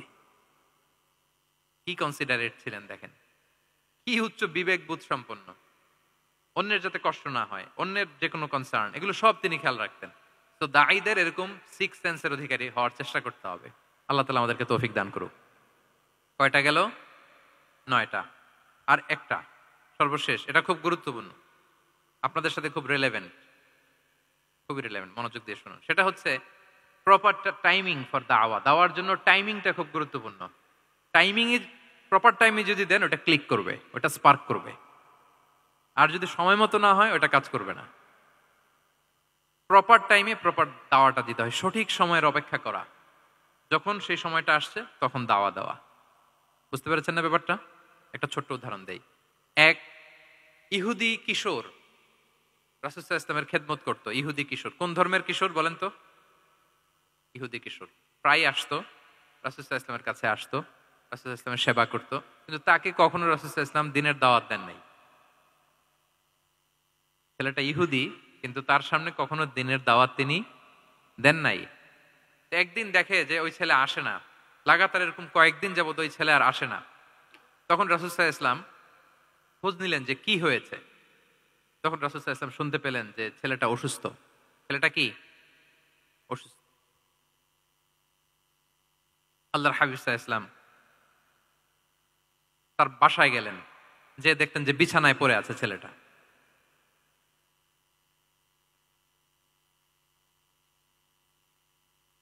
দেখলেন যে ইহুদি ছেলেটা বিছানায় পড়ে কাতরাচ্ছে, পাশে ছেলেটার বাবা। রাসূল সাল্লাল্লাহু আলাইহি ওয়াসাল্লাম তার মাথায় হাত বুলিয়ে দিলেন, তার খোঁজ খবর নিলেন। এবার রাসূল সাল্লাল্লাহু আলাইহি ওয়াসাল্লাম বললেন, আসলিম, মানে ইসলাম ধর্ম গ্রহণ করো। ফানাযারা ইলা ওয়াজহি আবি, ইহুদি ছেলেটা তার বাবার চেহারার দিকে তাকালো যে দেখি আব্বা কি বলে। বাবা যেহেতু দাঁড়ায় আছে, ফানাযারা ইলা ওয়াজহি আবি, বাবার চেহারার দিকে মুমূর্ষ ছেলেটা বাবার চেহারার দিকে তাকালো। তো বাবা বলল, আতি আবুল কাসিম, মানে আবুল কাসিম যা বলে তাই শোনো। রাসূল সাল্লাল্লাহু আলাইহি ওয়াসাল্লামের বড় ছেলের নাম ছিল কাসিম, ফলে ওনাকে আবুল কাসিম বলে মদিনাতে ডাকা হতো। আমাদেরও তো বড় ছেলে বা বড় মেয়ের নাম ধরে ডাকে না? ধরেন যে আপনার বড় ছেলের নাম আব্দুল্লাহ, তো আপনারা বলে আব্দুল্লাহর বাবা। রাসূল সাল্লাল্লাহু আলাইহি ওয়াসাল্লামকে মদিনায় বলা হতো কাসিমের বাবা। তো ছেলেটা যখন বাবার চেহারার দিকে তাকালো, বাবা বলল, আতি আবুল কাসিম, তুমি আবুল কাসিমের অনুসরণ করো, যা বলে তাই শোনো। ছেলেটা তখন পড়তে আরম্ভ করলো, আশহাদু আল্লা ইলাহা ইল্লাল্লাহ ওয়া আশহাদু আন্না মুহাম্মাদুর রাসূলুল্লাহ, মানে মুসলিম হয়ে গেল। রাসূল সাল্লাল্লাহু আলাইহি ওয়াসাল্লাম ইহুদিদের ঘর থেকে বের হয়ে আসলেন আর বললেন, আলহামদুলিল্লাহিল্লাযী আনকাযাহু মিনান নার, বুখারীর বর্ণনা। প্রশংসা সে আল্লাহর, যে আল্লাহ এই ছেলেটিকে জাহান্নাম থেকে মুক্তি দিয়ে জান্নাতি বানিয়ে নিল। দেখেন, রাসূল সাল্লাল্লাহু আলাইহি ওয়াসাল্লাম একটা প্রপার টাইমিং এর অপেক্ষা করতেছিলেন। এতদিন রাসূল সাল্লাল্লাহু আলাইহি ওয়াসাল্লামের ঘরে যে ইহুদি কিশোর খেদমত করে, কাজ করে দিয়ে আসে, একদিনও দাওয়াত দেয় না। রাসূল সাল্লাল্লাহু আলাইহি ওয়াসাল্লাম একটা ভালো সময় খুঁজতেছিলেন। শুরুতেই যদি দাওয়াত দেয়, ওই ছেলে আশাই বন্ধ করবে, ভাববে খাইছে, আমার তো ধর্মান্তরিত করতে চায়। ঠিক কিনা বলেন? যে আমার একটা ফেইথ আছে, সে তো আমার ফেইথ কেড়ে নিতে চায়, বা তার বাবাও ভয় পাবে। রাসূল সাল্লাল্লাহু আলাইহি ওয়াসাল্লাম যখন অনেকদিন তার সাথে মিশলেন, রাসূল সাল্লাল্লাহু আলাইহি ওয়াসাল্লামের ব্যক্তিত্ব, রাসূল সাল্লাল্লাহু আলাইহি ওয়াসাল্লামের কথা বার্তা, আচরণ, মানসিকতা সব দেখে যখন এই ইহুদি ছেলে, তার বাবা ইমপ্রেসড, এবং ছেলেটা শুয়ে আছে বিছানায় মুমূর্ষ, এই প্রপার একটা টাইমিং এর অপেক্ষায় রাসূল সাল্লাল্লাহু আলাইহি ওয়াসাল্লাম ছিলেন। যখনই সেই সময়টা এসেছে, রাসূল সাল্লাল্লাহু আলাইহি ওয়াসাল্লাম দাওয়াত দিলেন, মুহূর্তের মধ্যে ক্লিক। আল্লাহু আকবার। এই প্রপার টাইমিং এর অপেক্ষা আমাদেরকে করতে হবে। এই সুযোগটা কিন্তু আপনাদের আছে। আমি শুরুতেই বলেছি যে ডক্টর যারা, তাদের কাছে মানুষ কখন আসে? সুদিনকালে না দুর্দিনকালে? বলেন, তার বিপদ এর চেয়ে বড় বিপদ নাই। ক্যান্সার নিয়ে আসছে, ডায়াবেটিক্স নিয়ে আসছে, অসুস্থ, অসহায়, মানে ভাবখানা এমন, আপনি ছাড়া তার আর কোনো গতি নাই। ঠিক কিনা বলেন? এই প্রপার টাইমে যখন আপনি মনে করবেন যে now it's high time to give দাওয়া, জাস্ট ডু ইট। যখন মনে করবেন যে না, এখন একটা সুন্দর সময়, এখন বললে এটা কাজে দিবে, ওই সময়টাকে আপনি কাজে লাগান। তাহলে দাওয়া মেথোডোলজি সর্বশেষ পয়েন্ট হচ্ছে প্রপার টাইমিং ফর দাওয়া। যখন দাওয়া দিলে কাজে লাগবে, ঠিক তখন দিতে হবে। কি পারা যাবে তো ইনশাআল্লাহ? আল্লাহ তাআলা আমাদের সবাইকে তৌফিক দান করুক। তাহলে প্রিয় ভাইয়েরা, আমি একটু রিভাইজ করি আপনাদের সাথে কি কি নিয়ে কথা বললাম। প্রথমে আমরা বলেছি যে আমাদের মধ্যমপন্থী হইতে হবে, বাড়াবাড়িও করা যাবে না, ছাড়াছাড়িও করা যাবে না। আমরা কোথায় থাকবো? মাঝামাঝি, মাঝামাঝি। এরপরে আমরা বললাম ওরাল দাওয়ার চেয়ে প্র্যাকটিক্যাল দাওয়া, লিভিং দায়ী হইতে পারলে ওইটার ইফেক্ট অনেক বেশি। এরপর আমরা আল্লাহর হাবিব সাল্লাল্লাহু আলাইহি ওয়াসাল্লামের সিরা এবং সুন্নাহ থেকে 10টা মেথোডোলজি, দাওয়া মেথোডোলজি আলোচনা করেছি। তার প্রথমটা ছিল ভেরি সফট এন্ড মাইল্ড, দাওয়া ল্যাঙ্গুয়েজটা সফট এন্ড মাইল্ড হতে হবে। 2 নাম্বার, কোশ্চেন থ্রো করতে হবে অ্যাটেনশন ড্র করার জন্য। 3 নম্বরে, visual explanation to make the দাওয়া মোর ইফেক্টিভ এন্ড প্রোডাক্টিভ। তারপরে 4 নাম্বার, গ্রাজুয়ালিটি, ধীরে ধীরে, ধাপে ধাপে, একবারে সব চাপিয়ে দেওয়া যাবে না। 5 নম্বরে, ইমোশনাল ইন্টেলিজেন্স ইউজ করতে হবে। 6 নম্বরে, ফুল অফ লাভ, দাওয়া should be full of love. 7 নম্বরে, কাউকে শুধরে দিতে চাইলে লজ্জা দিয়ে অন্যের সামনে শুধরে দিতে দেওয়া যাবে না, রাসূল সাল্লাল্লাহু আলাইহি ওয়াসাল্লাম যেভাবে শিখিয়েছেন ওইভাবে কারেক্ট করতে হবে। 8 নম্বরে, দাওয়া should be applied in yourself, আগে নিজের মধ্যে। 9 নম্বরে, কনসিডারেট হইতে হবে, উচ্চ বিবেকবোধ সম্পন্ন। আচ্ছা, 10 নম্বরে, প্রপার টাইমিং, ঝোপ্প যে কোপ, বাংলা একটা কথা বলে না, কি বলে? ঝোপ্প যে, তার মানে সময় মতো, সময়ের 1/4, অসময়ের সময় মতো। যখন আপনি মনে করবেন it's high time to give দাওয়া, ডু ইট, এটা করেন। এইভাবে আল্লাহ রাসূল সাল্লাল্লাহু আলাইহি সাল্লামের দাওয়া মেথোডোলজি ফলো করে যদি আমরা দাওয়া কাজ করি, দাওয়াটা প্রোডাক্টিভ হবে এবং খুব ইফেক্টিভ হবে। আশা করি আল্লাহর হাবিব সাল্লাল্লাহু আলাইহি সাল্লামের এই যে দাওয়া মেথোডোলজি এবং এটা কিভাবে আমাদের সাথে রেলেভেন্ট হতে পারে, কিভাবে এটাকে আমরা ইফেক্টিভ করতে পারি আর প্রোডাক্টিভ করতে পারি, এ ব্যাপারে আপনারা একটা মোটামুটি ধারণা পেয়েছেন। কি বলেন? ধারণা পেয়েছেন তো? এগুলো অ্যাপ্লাই করবেন তো সময় মতো ইনশাআল্লাহ। আল্লাহ তাআলা আমাদের সবাইকে কথাগুলো বুঝার ও আমল করার তৌফিক দান করুক। আমি আবারও মেডিকেল দাওয়া সোসাইটিকে ধন্যবাদ জানাই। ইনশাআল্লাহ পরবর্তীতে আরও যদি এরকম কোনো প্রোগ্রাম হয়, সুযোগ হলে আমরা আবারও অ্যাটেন্ড করব, আবারও কথা বলবো। আবারও আমরা দাওয়ার বিভিন্ন খুঁটিনাটি বিষয় নিয়ে হাতে কলমে দেখার এবং শেখার চেষ্টা করবো ইনশাআল্লাহ। সম্মানিত সুধী, এখানে আমি শুনেছি আমাদের সত্যায়নের একটা স্টল এসেছে, যেখান থেকে আমার রিসেন্টলি এবছরের একটা বই এসেছে, এক নজরে কোরআন। কোরআনের 114 সূরার সার নির্যাস আমরা তুলে ধরার চেষ্টা করেছি। বইটা এখান থেকে কিনা যাবে না, ওনারা জাস্ট দেখানোর জন্য 10টা কপি এনেছে। আপনারা শুরুতে যেই যদি 10 জন কিনে ফেলেন তাইলে বাকিরা বঞ্চিত হবে। এজন্য আমি ওদেরকে বলে দিয়েছি বিক্রি করবা না, বিক্রি করা যাবে না, কারণ হাজার হাজার লক্ষ লক্ষ মানুষ প্রি অর্ডার করে রেখেছে, ওগুলো সাপ্লাই দিতেই পাবলিশারদের অবস্থা খারাপ। আমি চাইবো যে আপনারা বইটা একটু ধরে নেড়ে চেড়ে দেখে যাবেন যে আমরা কি করেছি আপনাদের জন্য। কোরআনের 114টা সূরার সারমর্ম জিস্ট আমরা খুব সহজে নিয়ে আসার চেষ্টা করেছি। আশা করি পরবর্তীতে যদি কালেক্ট করেন আপনারা উপকৃত হবেন ইনশাআল্লাহ।